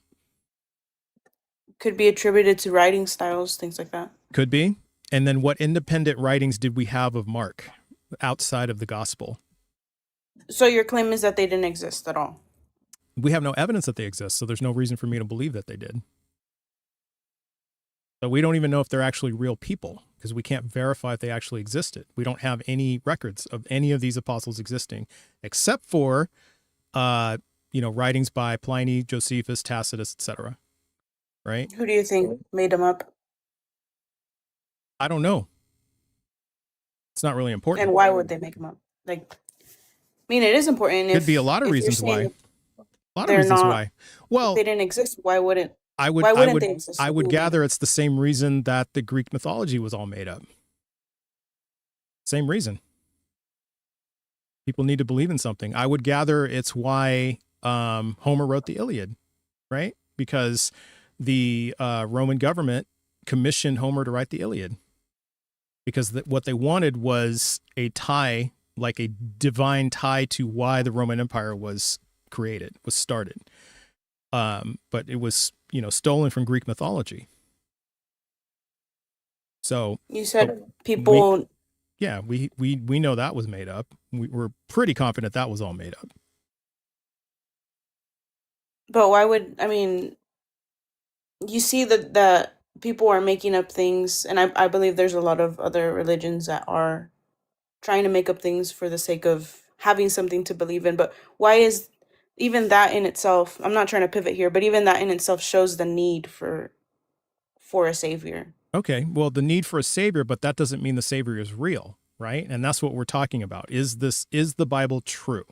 Because because the arguments you're kind of rolling out, Carmen, that justifies Islam, that justifies Hinduism, that justifies Homer's Iliad, that justifies the Odyssey, that justifies when Wiccans have a book on fairies. It justifies all of that. That means all of that's true. But none of those have the accuracy, the evidence, the reliability of the word of God. Well, we just busted that accuracy claim. We just went over contradictions earlier. But there's I some that mean, you can't prove either. There's some that I you didn't say can't. there's proof, but you can't sit there and tell me these are all accurate and these are all 100% true. You're just because you have no evidence of that. You're just taking that on faith. And if you're taking that on faith, that means that every religion is true because everybody has faith, right? So you haven't given me you haven't distinguished why yours is true and others aren't. Well, I'll admit I can't defend every argument, and So I why believe it? am not at all knowledgeable as you are, but I know that the word of God has its evidence. I just personally am not the best at defending it. I had my argument for Judas, but you wanted to, which I understand why you wanted to avoid it. You had already talked about it. Yeah, I already talked about it. But that's the thing is that there's so many, right? I'm going through a whole list of things. And so, so it's not just one or two or three or four or five things. It's like hundreds of things. This isn't just a little handful of little tiny things. And we haven't even gotten into the Old Testament. I mean, we don't have time today to do that, but but I guess the point is if you can't verify everything that's in the Bible, why believe it? Like how confident are you that the entire Bible is true? 100% of it. Like what if you had to put 100% confident. You're 100% confident? Mm-hmm. Okay. But see, that's the thing. If you can't verify it all, is that really rational? To say I can't verify everything, but it's true anyway. I can't personally verify everything. Right. But other people can't even verify it. We can't verify any of it. I do this every day and people can't verify it. So that's why I'm trying to understand. If you can't verify it all, Carmen, it doesn't like match your confidence level. You see what I mean? Because that would wouldn't if a Hindu said to you, I am 100% sure that the Bhagavad Gita is 100% true. What would you think of that? I mean, I wouldn't believe them. Right. And so why should we believe you? No, you don't have to at all. No, I don't have to, but why should we? Or why would we? Because of everything else that the Bible, like you look at the transformative I'll start the kick pull, everybody. Yeah, go ahead. How much transformation it's brought to people. The Bible has done that. And there's so many of the prophecies that have been completed. Sorry, I'm an EL, so I don't know the word to fix it. No, you're doing fine. Yeah, you're doing fine. and there could be parts that could be interpreted wrong. Could be things that you won't necessarily believe that are true, but there's so much of the Bible that is true. What would it take to convince you? What would it take to convince you that that one thing is wrong?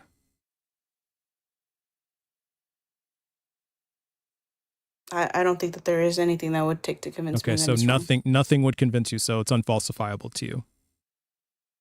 Yeah. And you still think that's rational?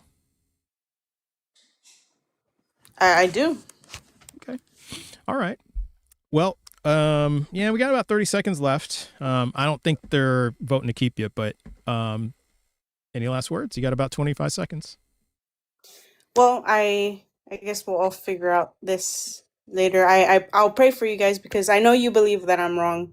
Yeah. And I don't think you guys are wrong for believing what you do. I admire your respectfulness as well. But I do believe that one day everybody will see that Jesus is King And Okay. Well, I encourage you to go back and watch because it's on YouTube. So I encourage you to go back and watch it, and maybe that'll help you in your studies. All right. Yeah. Well, Carmen, enjoy the rest of your day. Take care. You too. All right. So,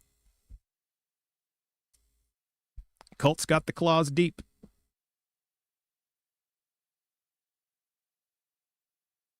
I mean, it's just really hard to hear that. Like, I don't care what you tell me, you can't convince me that it's wrong. I mean, that's just wow.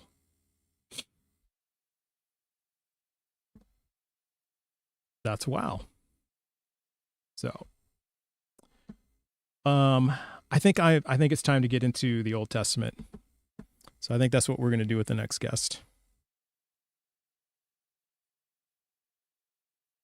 I'll say a spell that Baphomet visits me, guest. All right. Interesting. So if you want to guarantee that I'll see your chat message, best thing to do would be to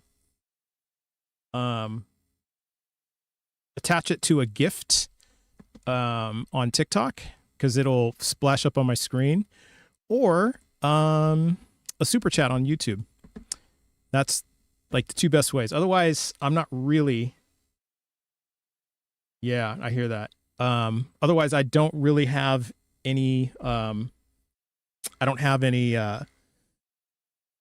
way to see them, because I got a lot of people watching, so it scrolls by fast. And yeah, I know we're out of mods today, so it's going to be kind of the wild, wild west today. Sorry about that. But yeah. And then ending with the praying without consent. It's, so, but yeah, there's just a lot of things in here that aren't, that aren't really, like, a lot of people are just saying stuff in chat that just aren't even on topic. Right. So I think they're just trying to get a rise. So we'll go to the next guest, who is D. How's it going, D? Doing good. Good to hear. And are you at least 18, and are you a Christian? Yes, and yes. I will say I'm learning a good bit of Christianity, but I would consider that I will believe that for right now. Okay. All right. So you're leaning Christian? That's what it sounds like. Yeah, I'll All say right. that. All right. What's This your is best? my fiance, by the way. I'm actually D. Oh, He's just you're using D. my account. Okay. Yeah, D. my We bad like to if you- watch you. My bad if you saw. You heard No, the that's voice. okay. D and Mr. D, and I'll talk to both of you. So I'm happy to do that. Yeah, happy to do that. This will be fun. So Miss D and Mr. D, thank you. And you're both 18, right? At least Yes. 18. Fantastic. And you're both Christian? No. No. Actually, Really? I'm more spiritual. So I You're don't more really spiritual. Okay. Well, I don't really confirm to like any actual religion right now. But that's All why right. I like to listen to you to kind of, give me more to think about. give you more to think about. Okay. All right. Well, I guess, and I'll let either of you answer, but I'll just start with the question. What's your best evidence that the Bible is 100% true? So I will say that for when I read the Bible, I also have to take in context of the time that it's written. Mm-hmm. And I think a lot of people don't really take in count of the time that it's written or the people that it's written to, because during that time, it's different people act in different ways. Like now we have certain laws in our way that we would go by, but we don't have certain ways that laws, like there were certain laws that were made in 1800 that we don't even adhere to now. So laws change. This is in our society. And I do believe if I'm believing the Bible is true, I believe it's taken for the time perspective. So I do believe at a certain time that if people were acting a certain way, certain laws were made to those people for how they were acting. Okay. So I think hold on, I got to deal with the spammer. Give me 1 second. That's fine. Let's get this spammer out of here. So I guess I kind of see it like this. So if we've got let's take American slavery, for example, transatlantic slave trade. Because that was a product of the times, right? That was perfectly acceptable back in those days and all that. Was it right back then? No. No. Okay. But but according to what you're saying, that was how it was back then, right? So why would it be different for that and then not for things in the Bible? So I'm not saying that certain like the laws for permitting. I'm saying for what was going on during the time. So during that time, there were the most people that were in rule during that time wanted to do that. So they made laws to fit what they wanted to do. Okay. Yeah, to fit what they wanted to do. And so now, do you believe then that because we're going to do some Old Testament here. So Yeah, that's fine. hope We you can do some read. Old Testament. All right, right on. Yeah, I've read, but even if when you give me scripture and stuff, I'm all well to listen. I'm very open minded. So if you do give me some information to think on, I have no problem with that. Okay, very good, very good. Okay, so do you believe then that God gave Moses and Aaron the Mosaic Law, as it says in the Old Testament? Well, as it says in the Old Testament, yes. Yes. Okay, so these laws came straight from God. Okay, and are all of these are all of these laws morally good?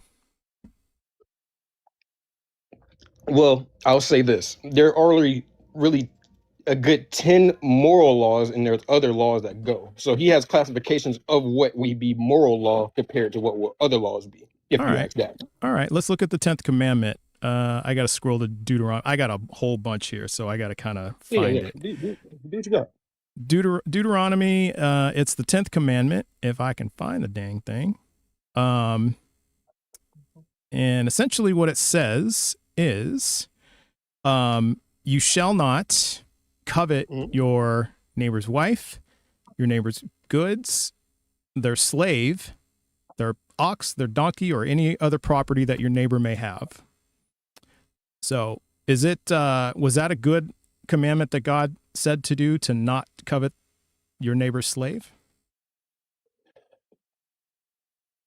I would consider that would be when it depends on how you want to take it. So in the way of our saying, if it's during that time, if people had slaves, you should not covet anything. Honestly, he was giving covenants, so you shouldn't covet in general. If they had slaves already, then you shouldn't covet. You shouldn't even try to want to do another thing. Why shouldn't we covet?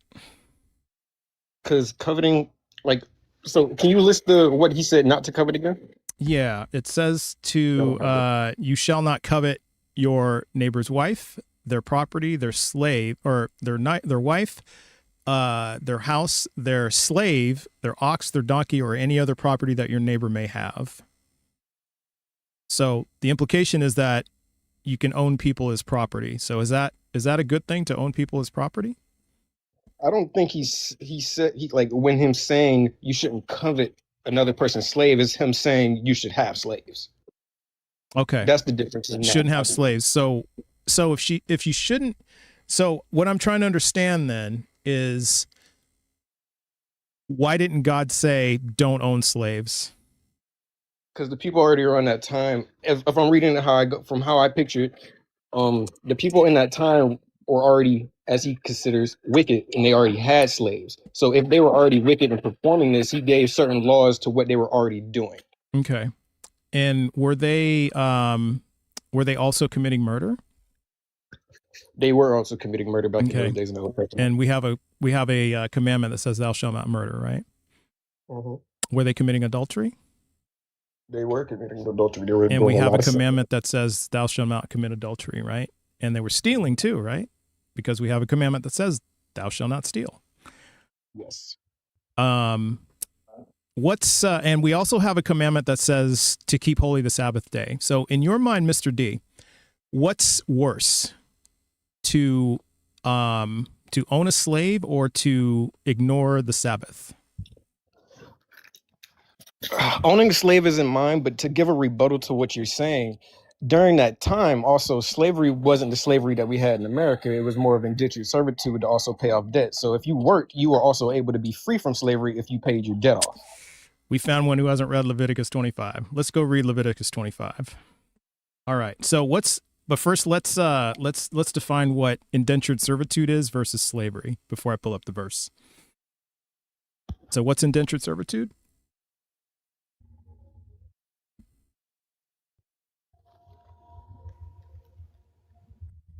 Are you asking me, or are you? Yeah. I'm asking you what is indentured servitude, and then compare that to slavery. So slavery. well, start with indentured servitude. From how it, I've been seeing it being explained would be that, well, like I kind of said, it was for when people were in debt or they had something that they had to get off, or they were they were put into a position where they had to work to in order to get out of that debt. So that was indentured servitude. So like a maid or multiple things you could probably think of the way to describe that. Okay. So, actually, yeah, here, we're going to kind of verify that. So I'm going to pull up Exodus 21 because I think it kind of supports what you're saying in a way. Okay. Because it says here, yeah, in verse 2, when you buy male Hebrews, and just to verify, these are from God, because it says these are the ordinances you shall set before them. And if you read all of Exodus, it does specifically say that he gave these laws to Moses and Aaron to give to his people, right? So it says here, when you buy a male Hebrew slave, he shall serve 6 years, but in the 7th he shall go out. Remember that phrase, go out, a free person without debt. So I think that's what you're referring to, right? So yes. It's so this slave is working off their debt, right? Mm-hmm. Okay, that's what you're referring to. Now, if we keep reading, there are some provisions for this. If he comes in single, he shall go out single. If he comes in married, then his wife shall go out with him. If his master gives him a wife, and she bears him sons or daughters, the wife and her children shall be her master's, and he shall go out alone. So that's not indentured for the wife and children. Excuse me. If the master gives him a wife, they don't go out. So it's not 6 years for them. Why not? Only way I could actually pertain to this, if like in the Christian, if I have to take a full Christian, because I mean, even reading it, yeah, I mean, there's certain things that I wouldn't think or sound very great, but if I had to try to give a justification to it, they're not permittedly his. He was given to him, so it's not something he chose. It wasn't something he came into either. It's actually the master's will to give a person to this person. So it's not he's choosing to even be with this person either. So is it morally good for the master to give his indentured servant a wife and then keep the sons and daughters as slaves? No, I don't even think, even though I don't think he should even have slaves, I don't even think it's right to give another person to them. I'm with you on that. I'm with you. Okay, but this is a law that God gave Moses and Aaron, right? So are we saying that this isn't a morally good law? Well, is this one of the actual moral laws? I have to ask, or is this a different law from the actual moral law? This is part of the Mosaic law. And then if you've read the Old Testament, it says in a lot of places, you shall follow all of them forever. That's what it says there, right? So yeah, they were expected to follow these laws. And this is, you can say these are moral laws. If you don't follow them, you go to hell. You get punished. From reading in the Old Testament, yeah, he had more stricter rules in the law before Jesus came. That's why most of the laws, even Jesus says he fulfilled them. But I understand we're in the Old Testament, so we're talking Old Testament. Yeah. So this is neither moral nor immoral. It's just amoral. It's just neutral.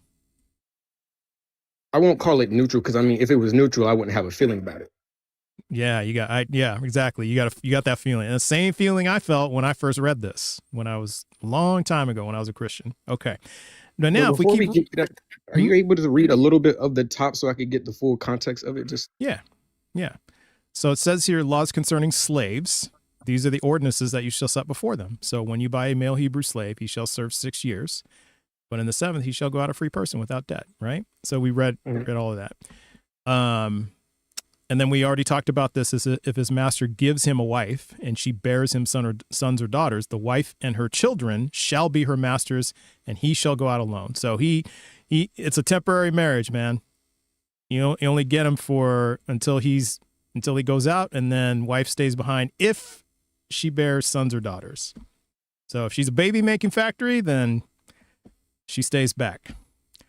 But if the slave declares, I love my master, my wife, and my children, I will not go out a free person, then his master shall bring him before God. So before God, this is happening before God. He shall be brought to the door or the doorpost, and the master shall pierce his ear with an awl, and he shall serve him for life. So if this guy falls in love with his wife, that the master gives him and they have children, and he says, but I love my wife, then the master will keep him for life. Oh, sorry. It got cut off. There we go. So you can read that. No, you're fine. Yeah. So, moral? Not moral? What do you think? Not moral. Not moral. D. There we go. Not moral. Well, D, then if you don't think that's moral, let's go to the next part.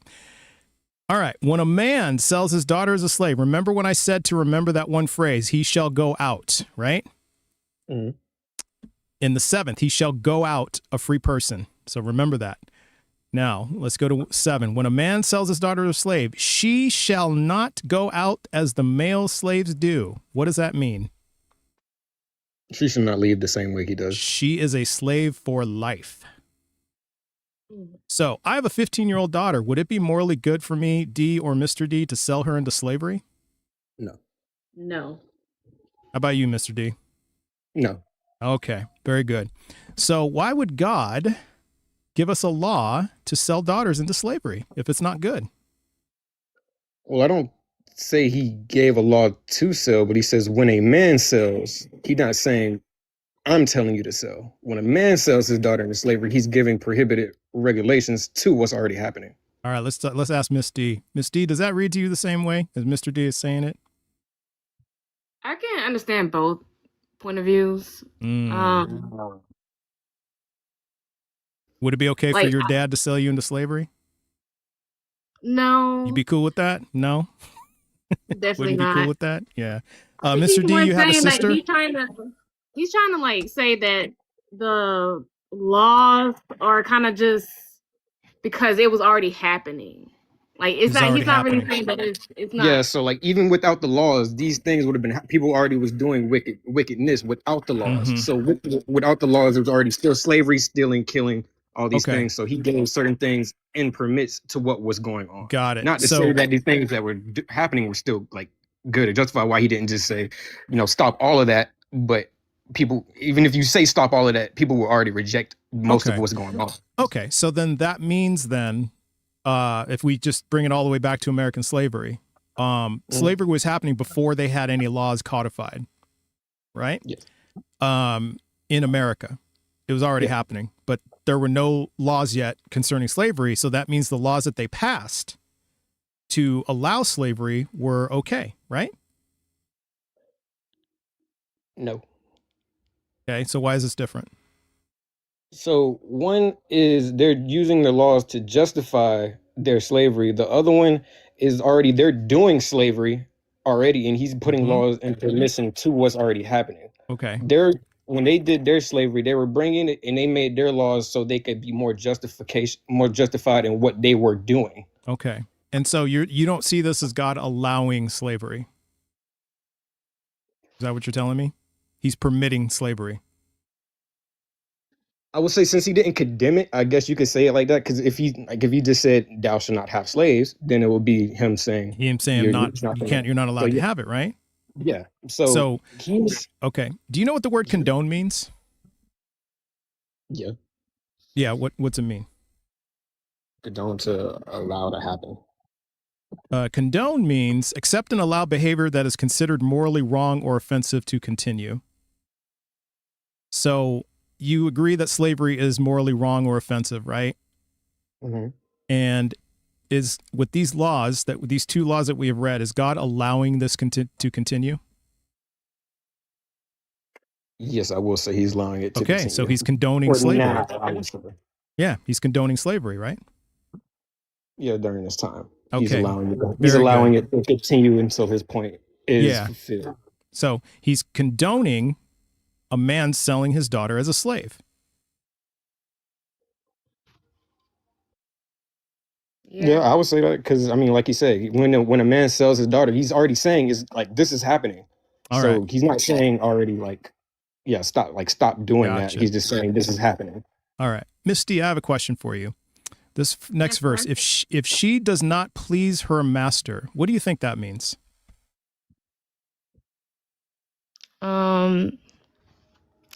If she doesn't do what he says, like make him happy.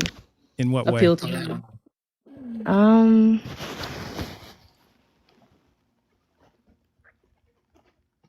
I'm not sure.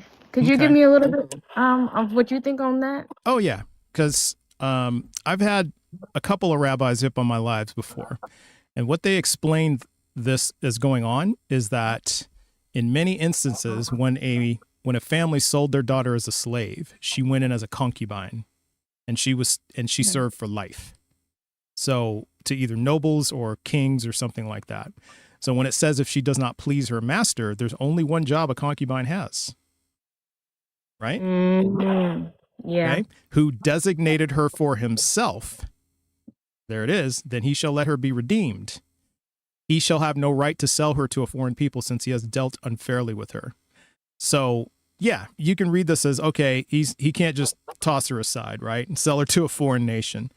But then it goes on, if he designates her for his son. So a little bit of, try her out and nah, I'm not feeling her. I'm going to give her to my son. He shall deal with her as a daughter. So now she becomes a daughter. Now that doesn't automatically mean that he tried out the merchandise. I'm not saying that all the time, but what I'm saying though is if he does, then he has to treat her as a daughter. So yeah, there were times that men bought daughters as slaves and then they gave them to their son. But the bottom line is buying them as slaves. That's the bottom line. All right. Mm-hmm. So we have those pieces in place. Now we've kind of made it clear that this type of slavery not so good, right? But you said, Mr. D, that it was only indentured servitude, which I have already demonstrated it wasn't, because daughters sold as slaves were in for life. So that's not indentured servitude, right? That's life. Well, I have to then ask, because it says when a man sells his daughter, because I understand what you're saying, but then I have to also wonder, why is the man selling his daughter into it? Now, Yeah, I could it say could be there for a is lot of reasons reasons. for They that, need the or money. it could just be, so either it could be certain things for that time. Like I said, it's still not good, but this was what's already happening. Right. And what reason justifies anyone selling their daughter as a slave? No reason. No reason. So there's no justifies. So there's no excuse for this. There's reasons, but there's not excuses, right? We can't excuse this, but there's reasons, right? So let's get to the part where it says that Israelites may acquire slaves for life. And just a bit of information. These verses they justified the American transatlantic slave trade. So as for male and female slaves whom you may have, it is from the nations around you that you may acquire male and female slaves. You may acquire them from among the aliens residing with you and from their families who are with you who have been born in your land. They may be your property. You may keep them as a possession for your children after you, for them to inherit as property. These you may treat as slaves. But as for your fellow Israelites, no one shall rule over the other with harshness. So, morally good to keep people as property and inherit and pass them on to your kids? No. Sounds like it was written by a white man. Pretty close. Yeah. Pretty close. But they put these in the old slave Bibles. These verses, they put in the slave Bibles and handed them out to the slaves. Yeah, but they also took out pages to accept that's what the I mean, freedom yeah. when he also had this Mm-hmm. too. So they took out all of those. They took parts to justify and then took out parts to show them to not talk about freedom. Because even during that time when they let certain black people or slaves at that time, when they were churches and they let people preach, they didn't let them preach about freedom and stuff like that. That's right. That's exactly right. And so you would agree then that this has nothing to do with indentured servitude, right?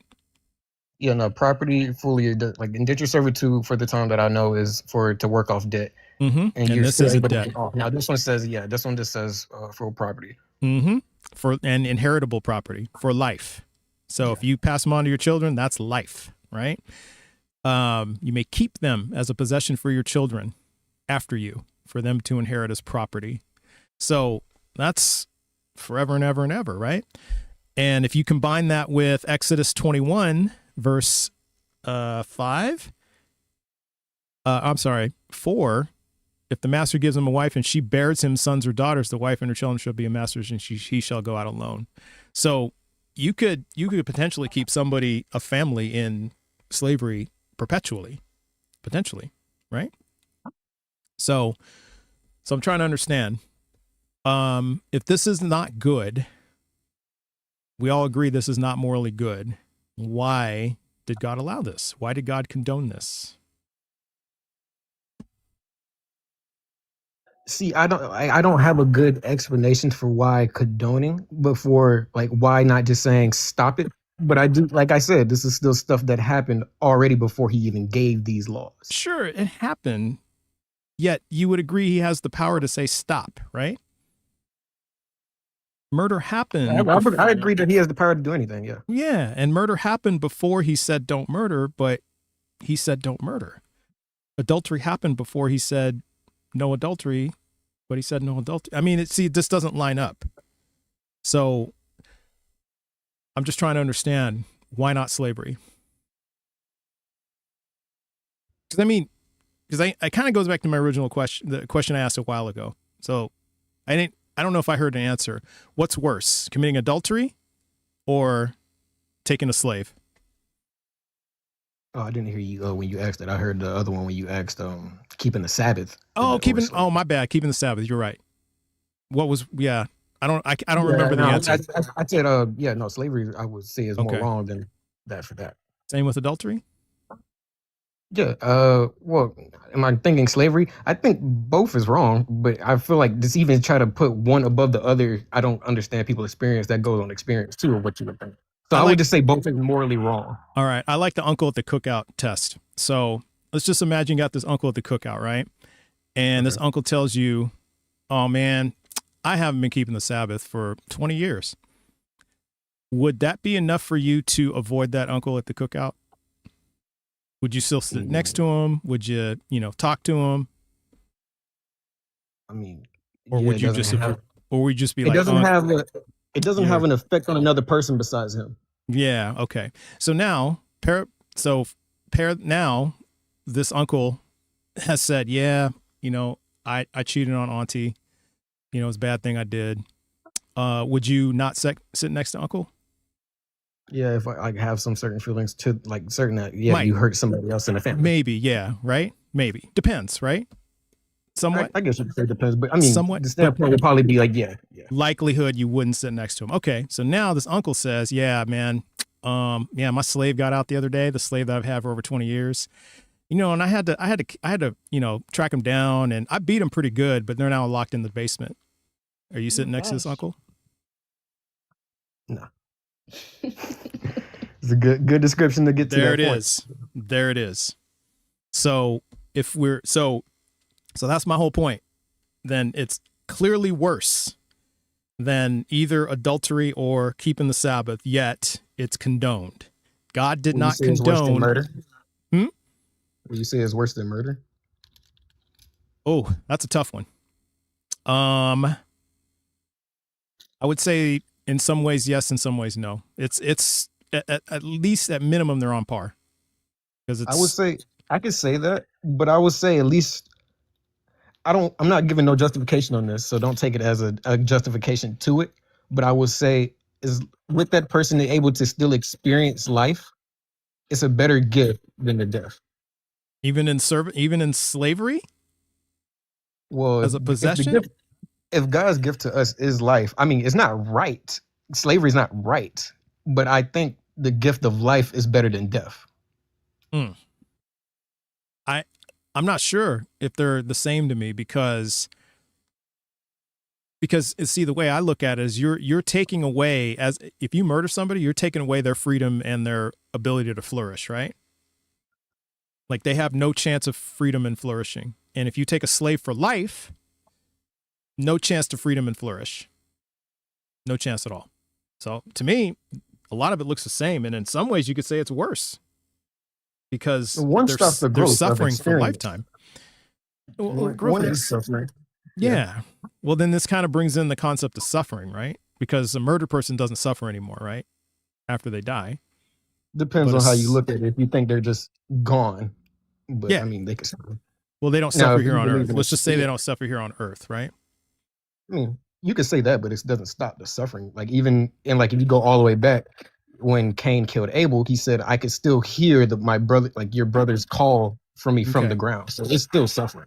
So then that but their suffering stopped on Earth, but then continued. Well, let's just say there is an afterlife. I don't believe there is one, but let's just say there is one. What you're essentially saying is it could continue on in the afterlife. So then what that essentially means then so then you could argue then that slavery is worse because now they're suffering on Earth for the rest of their life, unless you can convince me that slavery is not suffering, because that's going to be a hard sell. No, I won't convince you that slavery is not suffering, because I mean, there is no convincing of that. Okay, But, because that's a hard. I was going to say that's a hard sell. Okay, even you don't. Yeah, believe no. it. All right. Yeah, no, you can't say that because I mean, even just Brother, having people to have work with tried to convince me. You'd be surprised. I'm not gonna try to give you a rebuttal on something I like that. It sounds like a false question to me. Like you can't answer that. Yeah, right. Well, But I people will have still tried. say with the experience through life, they're able to come to different reconciles than when you just kill them and now they can't do anything. Mm-hmm. I will say that about that. Yeah. Okay. I mean, yeah, I agree. There is the potential to live like the rest of your life, and pursue and to try to flourish. Yet if they're a slave for life, there are many of my ancestors didn't get that opportunity. They were slaves for life, right? So I would say that they suffered their entire lives. And then if potentially they suffer in the afterlife, that means they've suffered twice, or they've suffered longer than a person who was murdered. So that's kind of how I would see it. But I see what you're saying. So if we're kind of looking at it from this perspective and we're taking suffering into account, and we all agree that slavery is suffering, could God have prevented that suffering if he wanted to? God gave man free will. If he didn't, he'll make us robots. Okay, so he couldn't have done it. He didn't have the ability to. He was powerless to stop it. Okay, I'll say this. He has the power to do anything, but he chooses not to make us robots. He chooses not to take our free will away. I'll say that. Okay. Is there any kind of cost to him personally, if he decided no slavery? Like, let's just say people can decide to take slaves, but they just can't finalize a transaction. Like, he throws a confusion in, like he's done this in the Bible. He's confused people, he's done things like that. There's many instances where he's taken free will away, but he lets you have the thought, but he just doesn't, you just, for some reason, just can't go through with the transaction. Can you give me somewhere he takes the free will away? Like him himself taking it? Yeah, we can do that. Let's see. God sending a deception. Like supposedly with me, he's deceiving people. Mm-hmm. Would you say that's taken away my free will? In what regard? You said you feel like he's deceiving you, so that's taking away your free will. Well, that's what here, I'm pulling up the verse. Where is it on my script? 2 Thessalonians. So here, I'll pull it up. Yeah, thank you. Yeah. It says in 2 Thessalonians that he sends a deception to people like me. It's if you accept that I'm perishing it says here, the coming of the lawless one is apparent in the working of Satan, uses all power, signs, lying wonders, and every kind of wicked deception. For this reason, God sends them a powerful delusion, leading them to believe what is false. So okay, let me read that full part. Yeah. So how is so isn't sending a powerful delusion leading someone to believe what is false? That's gaslighting, number one. But isn't that taking away free will? No, sending a delusion doesn't change your free will. Leading them to believe what is false. Now, so does that mean then that leading them to believe what is false? The lawless one is apparent in the works of Satan, who uses all his power and every kind of weakness. And those who perish, they refuse to love the truth, so the ones that love Satan, he's basically, so you're saying like so the people that are with Satan, he sends them powerful delusions. Yeah. Because Satan, who uses all power, signs, lying wonders, and every kind of wicked deception for those who are perishing because they refuse to love the truth and to so be saved. They refused to love the truth and so be saved. For this reason, God sends them a powerful delusion, leading them to believe what is false.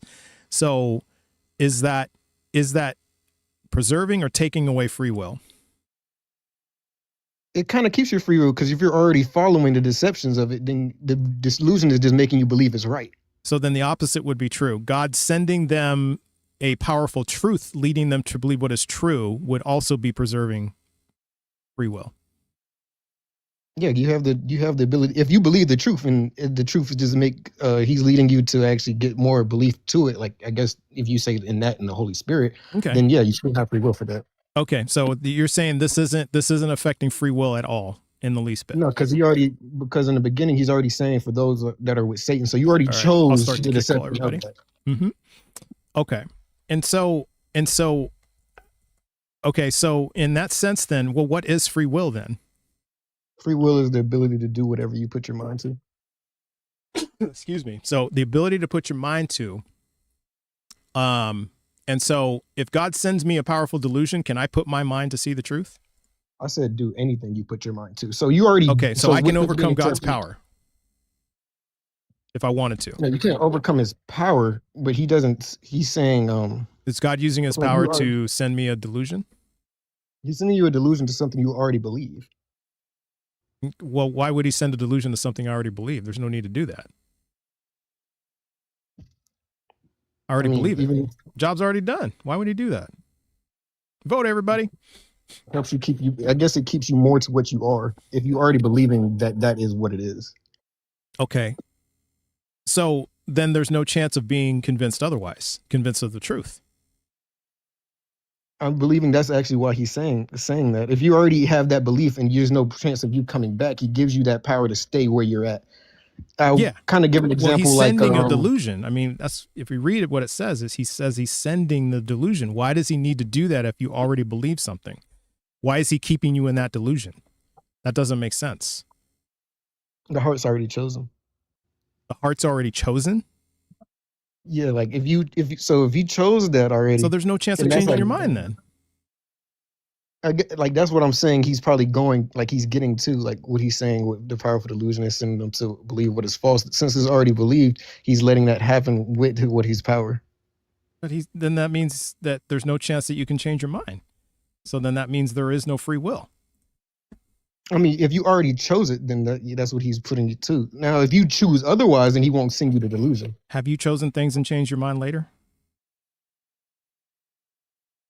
I mean, yeah, plenty. Yeah, of course. So then if he sends a powerful delusion to lead me to believe in the false, in something false, that means there's no chance of me changing my mind because I can't overcome his power, right? Is he using his power to send the delusion? Yeah, he's using his power to send the delusion. I don't think that takes away from still you, though. Like, I could show anybody anything and show them a good thing of why something should happen, but I don't think that takes away from their rational mind. Okay, so could God convince anyone of the truth?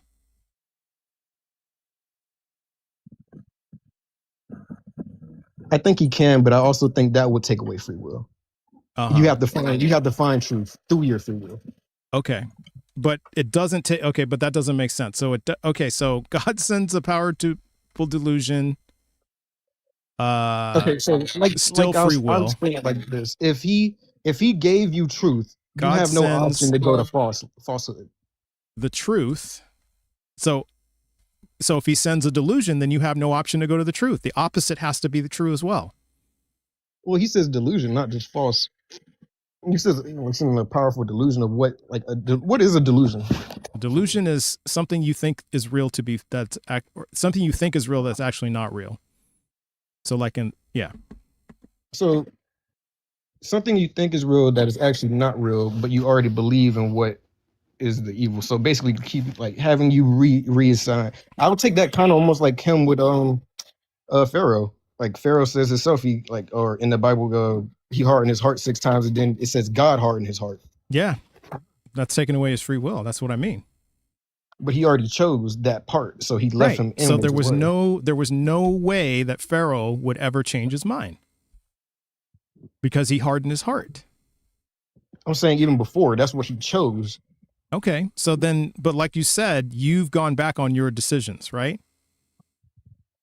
I've gone back, but I haven't chosen that same decision multiple times. It didn't feel like I would. If I chose it multiple times without no actual reconciling myself, then it's not me choosing to go back. That's like saying well, let's go back to the powerful delusion thing because we kind of got off track. So if he's sending a powerful delusion, can I overcome it?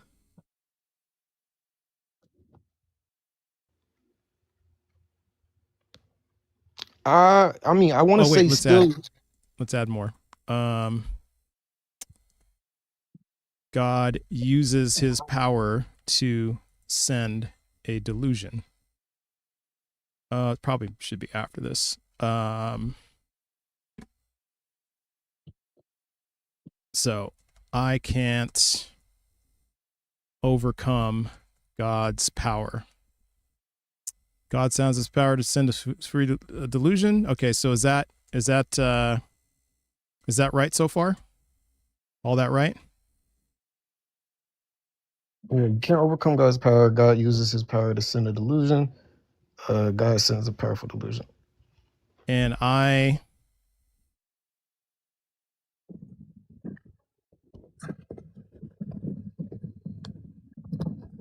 okay. So based on what so the first three, are the 3 sentences correct?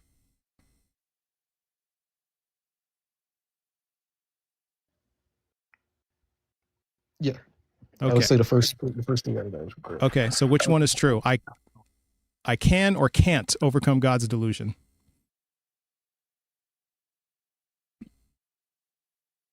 Well, God's delusion isn't the power. He sends like you said, God sends a powerful delusion. It's not his power, though. He just sends a strong delusion. It's still up to you to do what you need to. Okay. That doesn't answer the question. Can I overcome the delusion? So you could overcome the delusion because it's not God's power that he's putting on you. He's putting a powerful delusion, not his power. Okay. So are you saying then, so because it's not his, okay, so I can't overcome God's power. He uses his power to send a delusion, but you're saying it's not his power that I'm overcoming, it's the delusion. So he's sending you a strong delusion, but it's not him forcefully just putting it on you. Yeah, it's a powerful. Yeah, that's. So boy, yeah, really. So basically, say like that's a really lot of cope. That is so much cope. Come on. But it's a delusion. Man. The delusion isn't real. He sends you something powerful that isn't real. So if you know it's a delusion, all right. How is it? You got to explain to me how it's true. Because what you're saying then is okay. So Mike Tyson has power, right? Okay. Right? Has power. Mike Tyson sends a powerful punch. Okay. Are you overcoming his power, or are you overcoming his powerful punch? Yeah, you're overcoming the punch. I mean, it's still a powerful punch, but it's the punch. It's just a powerful punch. Okay. So is his punch based on his power? Yes. I mean, they go. I wouldn't say his punch is based on his power. Come on, Mr. D. He can punch you without a power. Mr. D. And you're gonna take that punch? So you're gonna take that punch? You can still dodge it. No, that's not what I said. You said, "Will I take that punch? Will I take the delusion? Are you good? If I have the power to overcome the punch myself, to move out the way." All right. Well, Miss D, you get the A for today. But I gotta move on to the next people. Nothing personal, Mr. D, but come on, man. No, that's fine. I don't understand the point. Thank you. All right. Well, have a good day. But hey, I encourage you to go to my YouTube channel and just rewatch the replay and see what I'm talking about. All right. Have a good day, guys. I appreciate you. It was a good conversation. All right. Yeah. So there's no distinct. Yeah, because God is using his power to send the delusion. It's a powerful delusion. So if you can't there is no distinction between overcoming his power and then overcoming the delusion. There's no distinction there. That doesn't make sense. Because if he's using the power to send the delusion and you can't overcome his power, that also means you can't overcome the delusion. You can't have it both ways. All right. So that was good talk, though. Good talk. But yeah, I hope they go watch the video and, and reflect. So, well, if I'm the example of the delusion, that means God took my free will away. So I have no free will. So you've just made a case that there's no free will. All right. Yeah, I got a little more time. All right, let's bring up this one. How's it going? Good. How about yourself? I'm doing well, doing well. All right. Are you at least 18 and are you a Bible believer? I am both. Okay. What is your best evidence that the Bible is 100% true? Okay, so I'm gonna go by the dictionary definition of true. Okay. And I would say by that definition, everything in the Bible is true. Okay. So the dictionary definition of But true is I'm that sorry, which real points quick. to truth, right? I was gonna say even more than it just being true, it is the living word of God, 100%. Okay. So the dictionary definition of true is that which points Is to it in accordance truth. it's in accordance with fact or reality. Yeah, in accordance with fact or reality. So you're saying that Yep. the Bible is in accordance with fact or reality, 100%. 100%. All right. Are you driving, by the way? Yes. Oh, okay. I got to drop you. Sorry. Can't drive in live. TikTok rules. Nothing personal.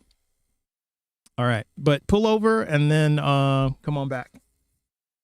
I got a little bit of time left. All right. So let's move on to the next one. All right. How's it going? Good. How are you? Yeah, doing well. And are you at least 18? Or are you a believer in the Bible? Yes to both. Okay. What's your best evidence that the Bible is 100% true? So I got a couple different points for you today. Okay. Let's start with the first one. Yeah, we'll do one at a time. Okay. I want to let you know about the changed lives and ethical impacts of the Bible. The changed lives and ethical impacts of the Bible. Okay. Now, before you do that, so does that mean atheism is true? Because I can give you testimonies of, let's see, there are 229 people here. I bet you I can bring up at least 20 people who will tell you that atheism has made their lives better and had a positive impact on their lives, including me. So that means atheism is true. I would say statistically it's higher in Christianity, specifically in the drops of alcohol consumption and the reduction of pornography. Okay. Do you have evidence of that? Do you have a study that points to that? I do. Right. The study specifically says that people who read at least 4 days out of the week have a 50% drop in alcohol consumption and 60% reduction. Let me see. Are you able to Google that for me to find the source? It's like right at the top. So read the Bible at least 4 days per week, have a 57% drop in alcohol. So this is from the Center of Bible Engagement. And how is that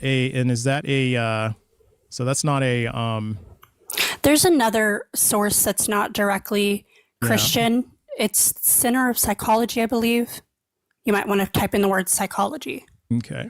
So psychology, Center of Psychology. And who conducted the study? I'd probably say, right? Yeah, it'll probably say.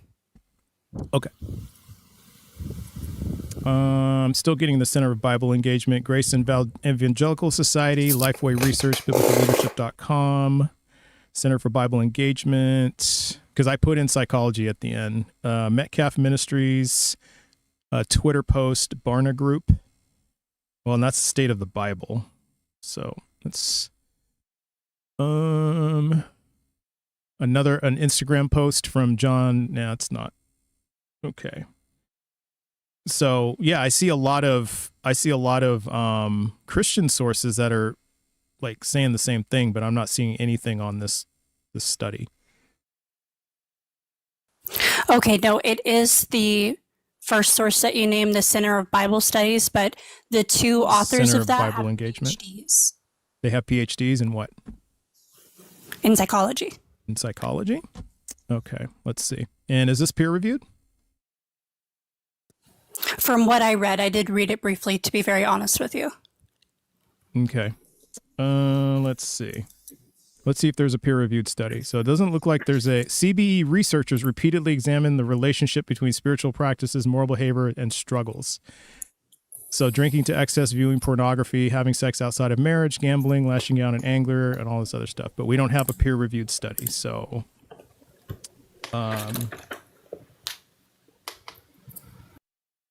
yeah. So, not really evidence. It's a claim. When you're looking at the PDF, it should be on the last page. On the last page? Yeah. Well, I'm at the bottom of the page, and I don't see a PDF here. So, yeah, I don't see anything here. I'm seeing this Bible engagement in the power of 4, key to spiritual growth. Is that what we're talking about? Here, let me go. Yeah, that's the same thing.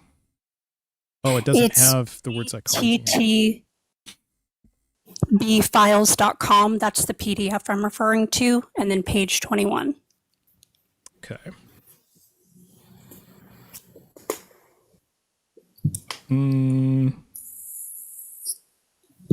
Oh, it's a person with a BA in psychology. They don't have a PhD. The peer review is the BA? Well, this is a Quora link. I was just seeing if it was.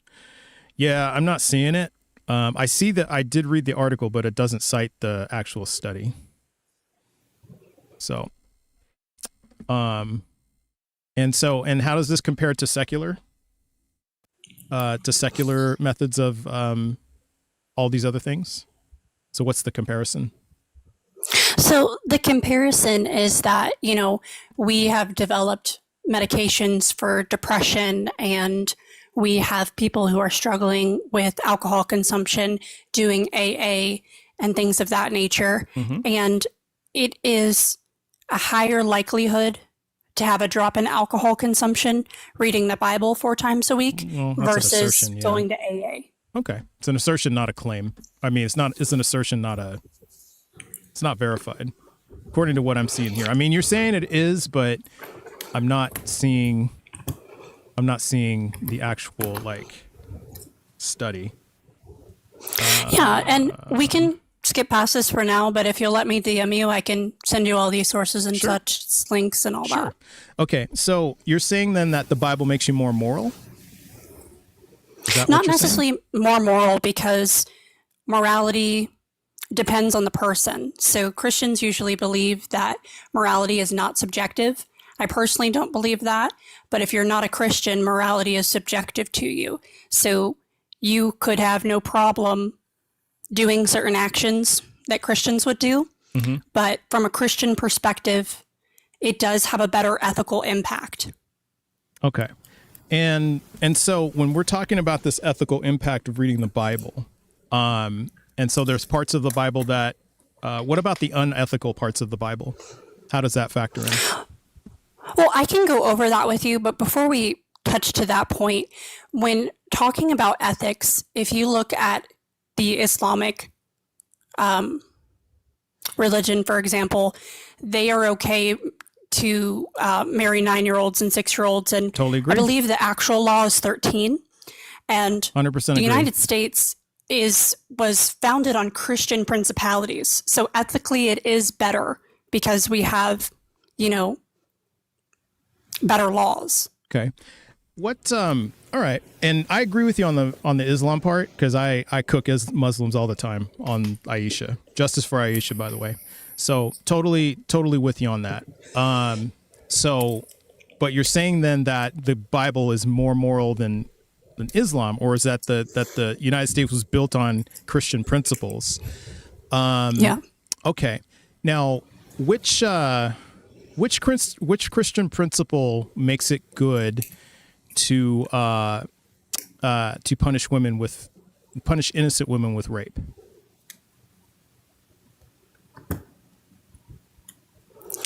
I believe I know the verse that you're talking about, but Which one? it is. Well, I know of the verse. I can't say, Leviticus 23:2. There's Like, I multiple don't know verses, it like yeah. that. There's a lot of them. If you do want to pull one up for me, I can tell you what it's saying instead of what you might think it's saying. Okay. Do you want to? So you're saying that the Bible does not do that? Is that what your contention is? That the Bible doesn't? So God doesn't command rape? Correct. And allow it? Okay. All right. So, let's go to 2 Samuel 12. And I'm going to tell you, chat, Christians can't guard me when I bring up 2 Samuel. Cannot guard me. All right. So let's bring that up and pull it on screen. Now, before we get into that, let's talk about consent. What is your idea of consent?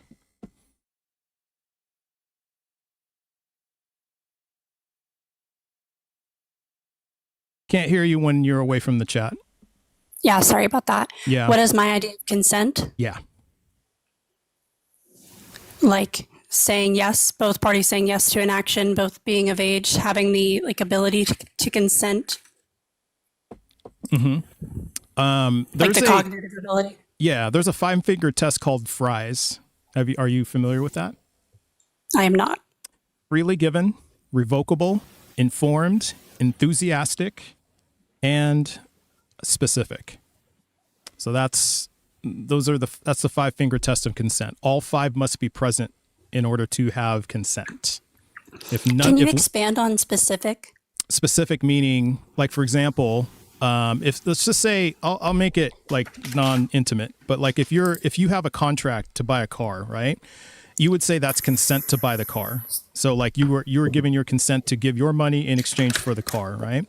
So something specific would be if the seller didn't tell you that there was an engine problem, would you say that's specific?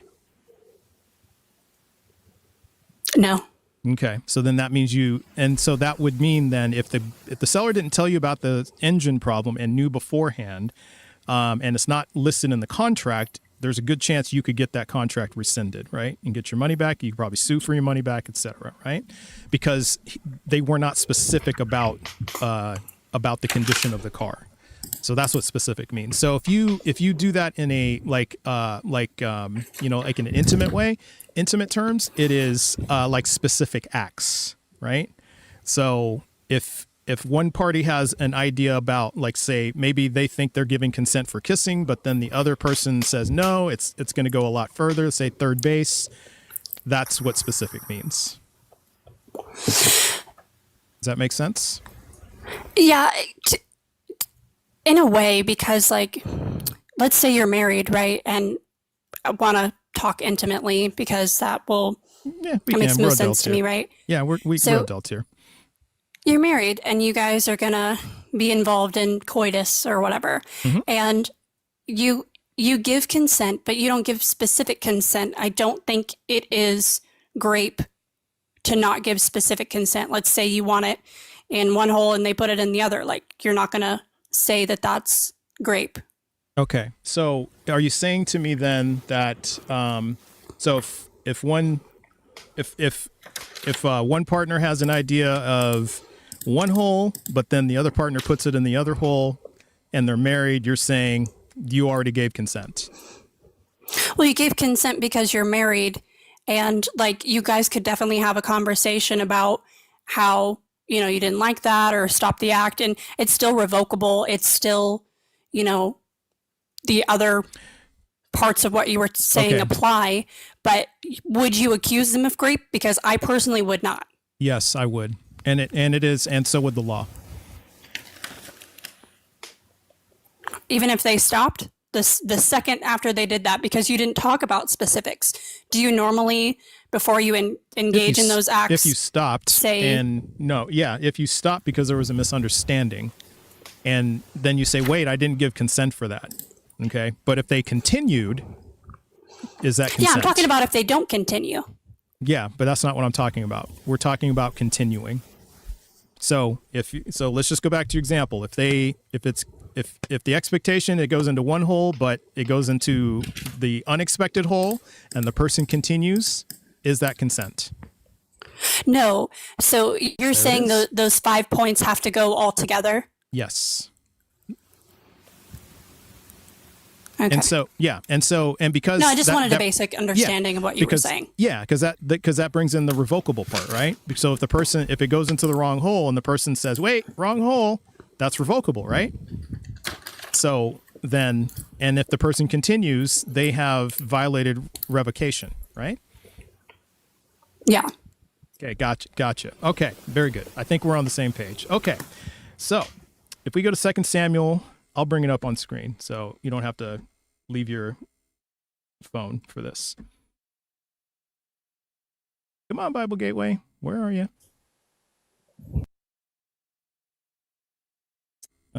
Bible Gateway. Come on. Where are you? Oh, come on, Bible Gateway. Where are you? I don't know why it's not showing up on my screen. It's deciding not to show up on my screen. I do not know why. I am sorry. So let me see if I can do it another way. May just have to read it. This is distressing because if I can show you, it's easier. Okay, that worked, but that doesn't work. Why doesn't that work? Well, I don't mind looking at it on my screen as well. You said 2 Samuel 2:12. Yeah, there it goes. Oh, that's the problem. Okay, there it is. Okay, I have it now. Yeah, I don't know why it did that. Okay, so 2 Samuel 12, verses 8 through 12. Now you can see it above my head. You see it? Yeah. Okay, so it's the story of David and Bathsheba, right? So this is after God sent Nathan to talk with David, and so it picks up here at 8. God basically summarizing how David screwed up. So he said, I gave you your master's house and your master's wives into your bosom and gave you the house of Israel and Judah. And if that had been too little, I would have added much more. Why have you despised the word of the Lord to do what is evil in his sight? You have struck down Uriah the Hittite with the sword and have taken his wife to be your wife and have killed him in the sword of the Ammonites. Now, therefore, the sword shall never depart from your house, and you have despised me and have taken the wife of Uriah the Hittite to be your wife. Thus says the Lord. Here's the punishment. I will raise up trouble against you from within your own house, and I will take your wives before your eyes and give them to your neighbor. Now, so we went over the basics of consent here. Can you point out to me where the wives gave consent to do this? Oh, wait, let me scroll down. It doesn't down, specifically say that they have consent or did not give consent. Okay, so it specifically doesn't that say. So if God says to a man, I will take your, if a man takes his wife, if God takes a man's wife and gives her to his neighbor, has she given consent? I'm so sorry. Could you repeat that? If God takes a man's wife and gives her to the neighbor, has the wife given consent? We don't know. We don't know. Okay. And so what you're saying is, if you have to specifically say yes or no in order for there to be consent? Freely given, revocable, informed, enthusiastic, and specific. So where does that fit?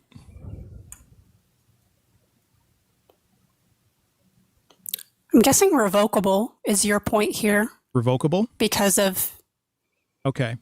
This verse. Okay, so did the wives revoke? The wives didn't say anything. So they didn't revoke. They didn't not give consent either, though. Freely given. Was it freely given? We don't know. Well, it says, I will take your wives. So are the wives freely giving consent when God says, I will take? They could be agreeing to that, though, to be Where? taken. You know what I mean? Where does it say? Right. It doesn't, but it doesn't say otherwise either. Okay. So if God took you and gave you to your neighbor, have you given consent? We don't know if I never say. Okay. So would you lie with your neighbor in broad daylight? Because that's the next part. Would I lie with my neighbor in broad daylight? Says he shall lie with your wives in broad daylight. So if God takes you and gives you to your neighbor and he lies with you in broad daylight, have you given consent?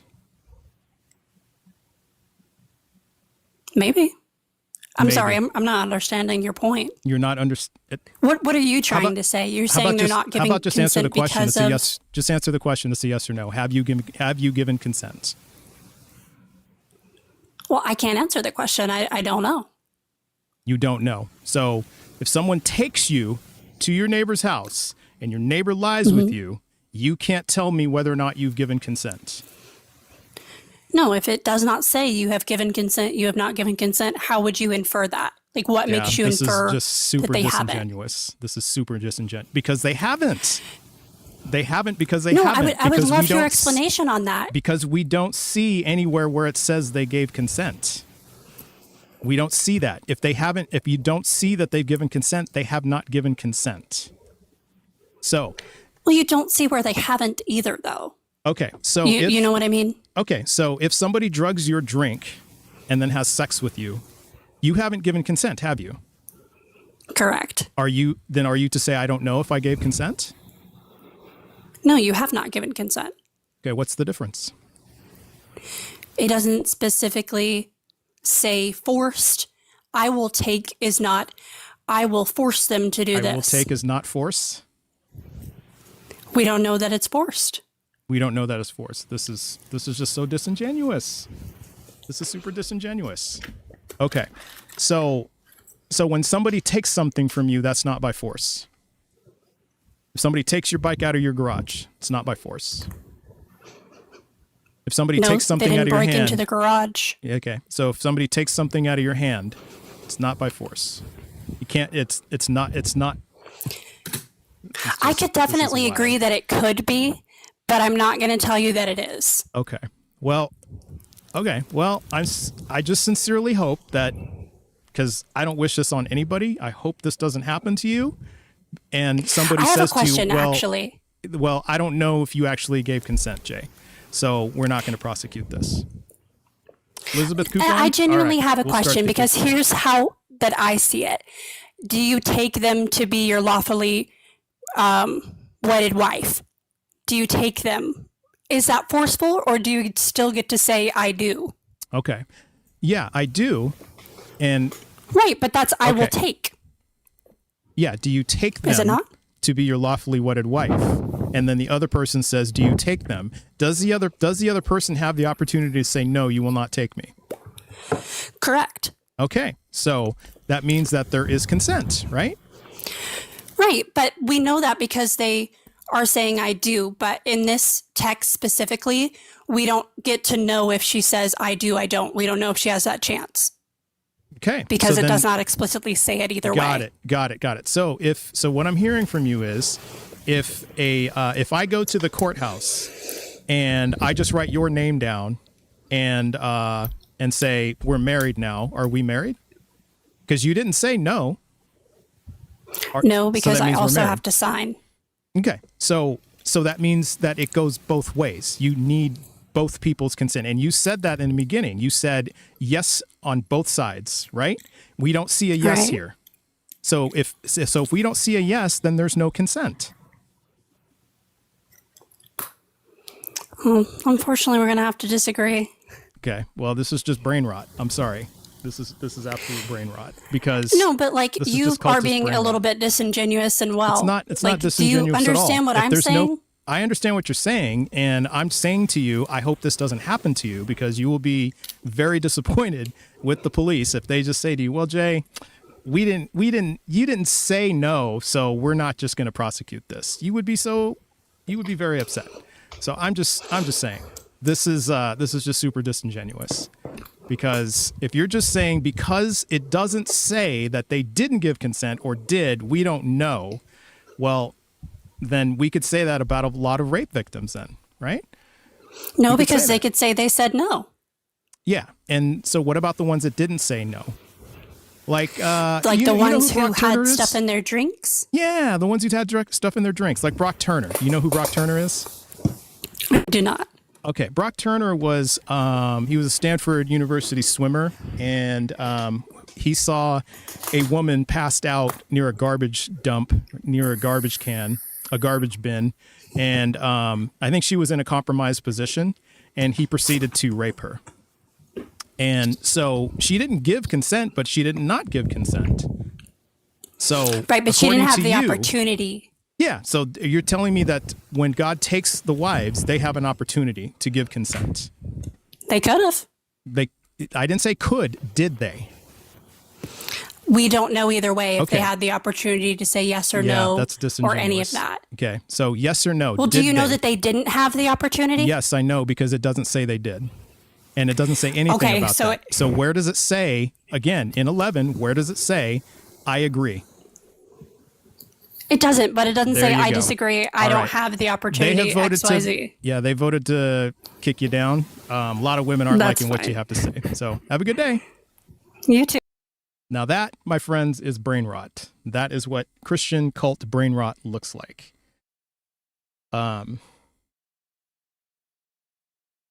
That is absolute Christian cult brain rot. Yeah. So we had to just kind of get it to the conclusion, but yeah. Whew. And that will be clipped as well.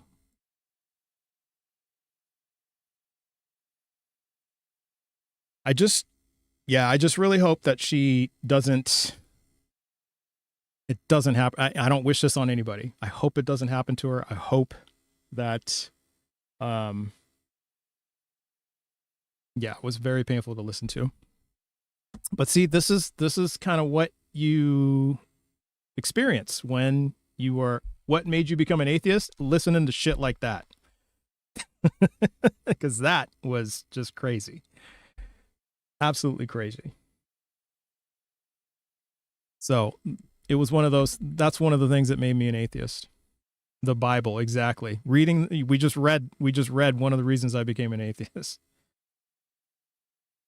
There's just no way anybody would say, well, if it happened to me, I didn't give consent. I did not give consent. So I guess it didn't happen. It's just, we don't know. It's just bullshit. Hey, Elizabeth.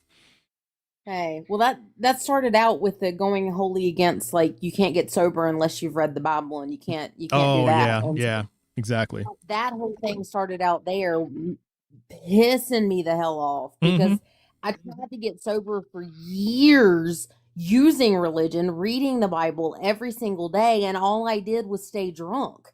And so it wasn't until I became an atheist that I actually found sobriety. Exactly. And so to turn around and say that you have to have the Bible to get sober just made me mad. And then to turn around and go into grape apologetic, to do that after that, it was like, that was like the hardest thing ever to listen to. Yeah, exactly. So I'm just, especially when she started with both parties need to say yes. And it clearly says the women did not say yes. So then to turn it around and say, but we don't know that they didn't. Well, where does it say? She couldn't even understand marital grape. Yeah. She couldn't even understand it in her own marriage. Yeah. And I'm sitting here going, the fact that you don't even understand it for yourself, for what it is in your own marriage. Yeah. I'm scared for you in your own life. Yeah. Like, literally, your husband could be taking advantage of you and you don't know it. Yeah. Like, that's terrifying. Yeah. I'm going to say that was like some Aunt Lydia shit right there. It from absolutely Handmaid's Tale. was. Yeah. It really was. So it was terrifyingly sad and scary, all mixed into one. And I don't want to take up a lot of time. No, it's okay. No, you absolutely It absolutely is. Yeah, absolutely. Okay, so how much to permanently block Reed from chat? Well, we'll just mute him the entire live. How about that? You can try That back would be another day. wonderful. Thank you. Okay, so was Reed being a bad person? Preaching a lot, and we couldn't stop it. So there was a lot of preaching. Okay, a lot of preaching going on today. Okay, well, there we go. Okay, well, Reed's not a bother now. Yeah, totally agree with you. So maddening. Maybe I should have like a little bitch session for people to kind of vent a little bit. So, I only got about 15 minutes left. So why don't we have some friendlies come up if you want to vent about the last guest. He was condoning pedophilia. Oh goodness. Okay. Yeah. That's Reed is definitely doing that one. not a good thing. Okay. Let's bring up the friendlies. We got Jessica. Let's bring up Katie. Okay. All right. Peg's been down there holding it down. Yeah. Who just got home from work? I hear keys and. I just got home from walking the dog. Okay. For a couple hours. No, I just want to come up real quick because I am I'm about to get off. Let me go in the back real quick. Relationship coach. Okay. I'm sorry. What was the last part you said? Jessica was talking. I'm like a sexual educator and relationship coach. And oh my God, that's so maddening. The Christians that can't understand the Fry's model. Yeah, it's so easy. Doesn't have freedom. It doesn't have enthusiasm. Doesn't have specificity. It's missing all of that. Yeah. Actually, I would say it has a little bit of specificity when it says, "I will take your wives and give them to your neighbor." That's pretty specific. Bro. True. Yeah. Bro, who is consenting? Who is consenting to lie with their neighbor in broad daylight? Well, why would she even pretend that that's a possibility that anybody in the world would ever be like, "Oh, sure, yeah, just play me on out there." It's just an I don't know. Yeah. All right. She answered maybe to that. She answered maybe. Yeah. No, maybe they did consent. Maybe they thought it was okay. What, girl? Please be for real. Yeah. It just. Yeah, that makes me mad. Yeah. So former guest, just go back to my YouTube video because it's being recorded now, but just go back and just watch it again. And yeah, it's bad. To say, because that is hands down. When you say you will take somebody, if you're a God and you say, I will take this person, give them to this person, and he will lie with this person in broad day, that's rape. There's no other way around it. Because there was no consent he there. Will. It has to happen. It's gonna happen. Whether or not they consented, it had to happen. Yeah. So, what are you missing? There is no consent there. Absolutely not. That was atrocious. Girl, we don't know. Girl, I'm about to come to the phone. Please. Yeah. Oh my God. Well, then if you don't know, that means you can't say it's consent. You can't say it's not rape if you don't know. So that would have been the answer. That's the answer I should have given. Well, if you don't know, then you can't say it's not rape.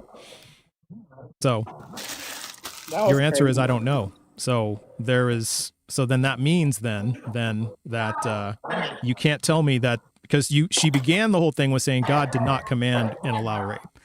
And so if she's at an I don't know, then she still can't say God did not command rape. She can't be there. Their supposed possible consent wouldn't even have been considered. It didn't matter if they did or not. That wasn't even a factor. So that right there would have been my point. That right there. Yep. It was. They had to be taken whether or not they consented. And that's the problem. Mm-hmm. Yeah. The consent is not revocable either. Exactly. Right? It was not revocable. If you're being taken, there's no choice. You can't change your mind. Right there. That's right there. And like I said, I still stand that the only thing was specific. That's the only thing that was there. It was really specific what was going to happen. But otherwise, yeah, that's only one finger out of the five. Well, and then also it's not freely given either. And I make this argument when it comes to Mary, right? Mary getting pregnant with Jesus, right? Right. So even if she agreed to it, it's coercion because you're making a promise with God, like the creator of the universe or whatever. So like there's a power imbalance there. Yep. So I think it's the same thing in 2 Samuel where exactly. there's a power imbalance there. So there is no real choice and you're being forced by God. Exactly. So yeah, it's like some Harvey Weinstein shit. I mean, seriously. Yeah. The power imbalance was exactly what I was about to go to because it was the new king that did it. And when it's the king that does it, you don't have a choice. You either do it or you die. Yeah. Which literally means there was no way for them to offer consent. Yeah, You there's no free will. Right, it wasn't the when it's option. someone with that much power over you asking you the question. You don't have a way to revoke your consent, which means you automatically fail at that. You automatically fail at it. Yeah. I mean, it was, some Aunt Lydia, Ghislaine Maxwell, like, vibes I was getting. Seriously. Dr. K and Jay in the chat are talking if Mary could have said no or not. And Jay is, of course, saying yes, that Mary could have said no. But how do you don't say no to God, especially if you believe in God? Yeah. Like you don't, like, be for real. Like, be so for real right now. Yeah, exactly. It's just it just falls completely flat. It falls completely flat. But yeah, but still, man, they still can't guard me with 2 Samuel. Still can't guard me. Also the differences of take. Say it again, 7? Like take has different meaning too, right? In the scripture it means to like take by force. And that's actually and then like a wedding vow, it is like more like to receive. Like give and take. Right. So it's the give and take of take. But this take is not. This is a seize, and I think that's what the if you look at the Hebrew, that's what it means. It means I will seize your wives. So I could have gone there too. Yeah. So many places. So many places to go. But yeah. But yeah, unfortunately, unfortunately, this will end up as one of the clips. Unfortunately. Unfortunately. Yeah, unfortunately. But well, it looks like we only have one. Oh wait, no, we have a second. We have a second mod here. But yeah, the mods all showed up at the end of the night after we've been fighting the chat all night. Oh. So thank you guys for showing up late after we've had to fight off everybody all night long. Yeah.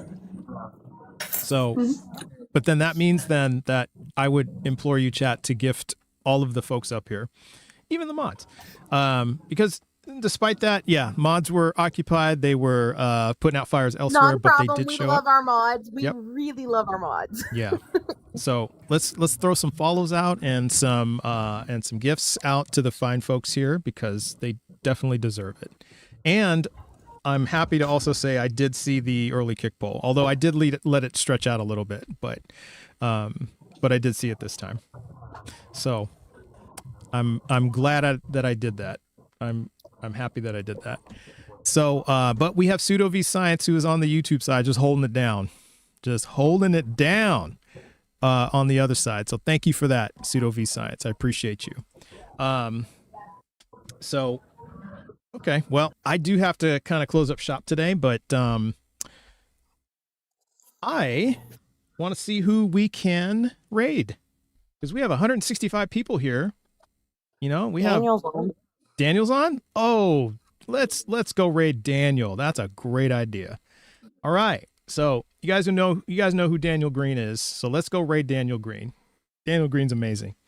The two of us get compared a lot, and I don't see it because I think he's like upper echelon. So that is a great compliment, but you know, he's like high tier compared to me. So you guys, if you think that we're similar, or if you've never seen Daniel before and you enjoy my stuff, you're really going to enjoy Daniel. So let's go to Daniel Green's live. We'll do a TBV raid in the comments, and we'll take it from there. So everybody, thank you so much. I appreciate you. Appreciate everybody here. Everybody, enjoy the rest of your night, and we'll see you over at Daniel's live. Cheers, everybody. All right, bye, Trust. All right. Y'all.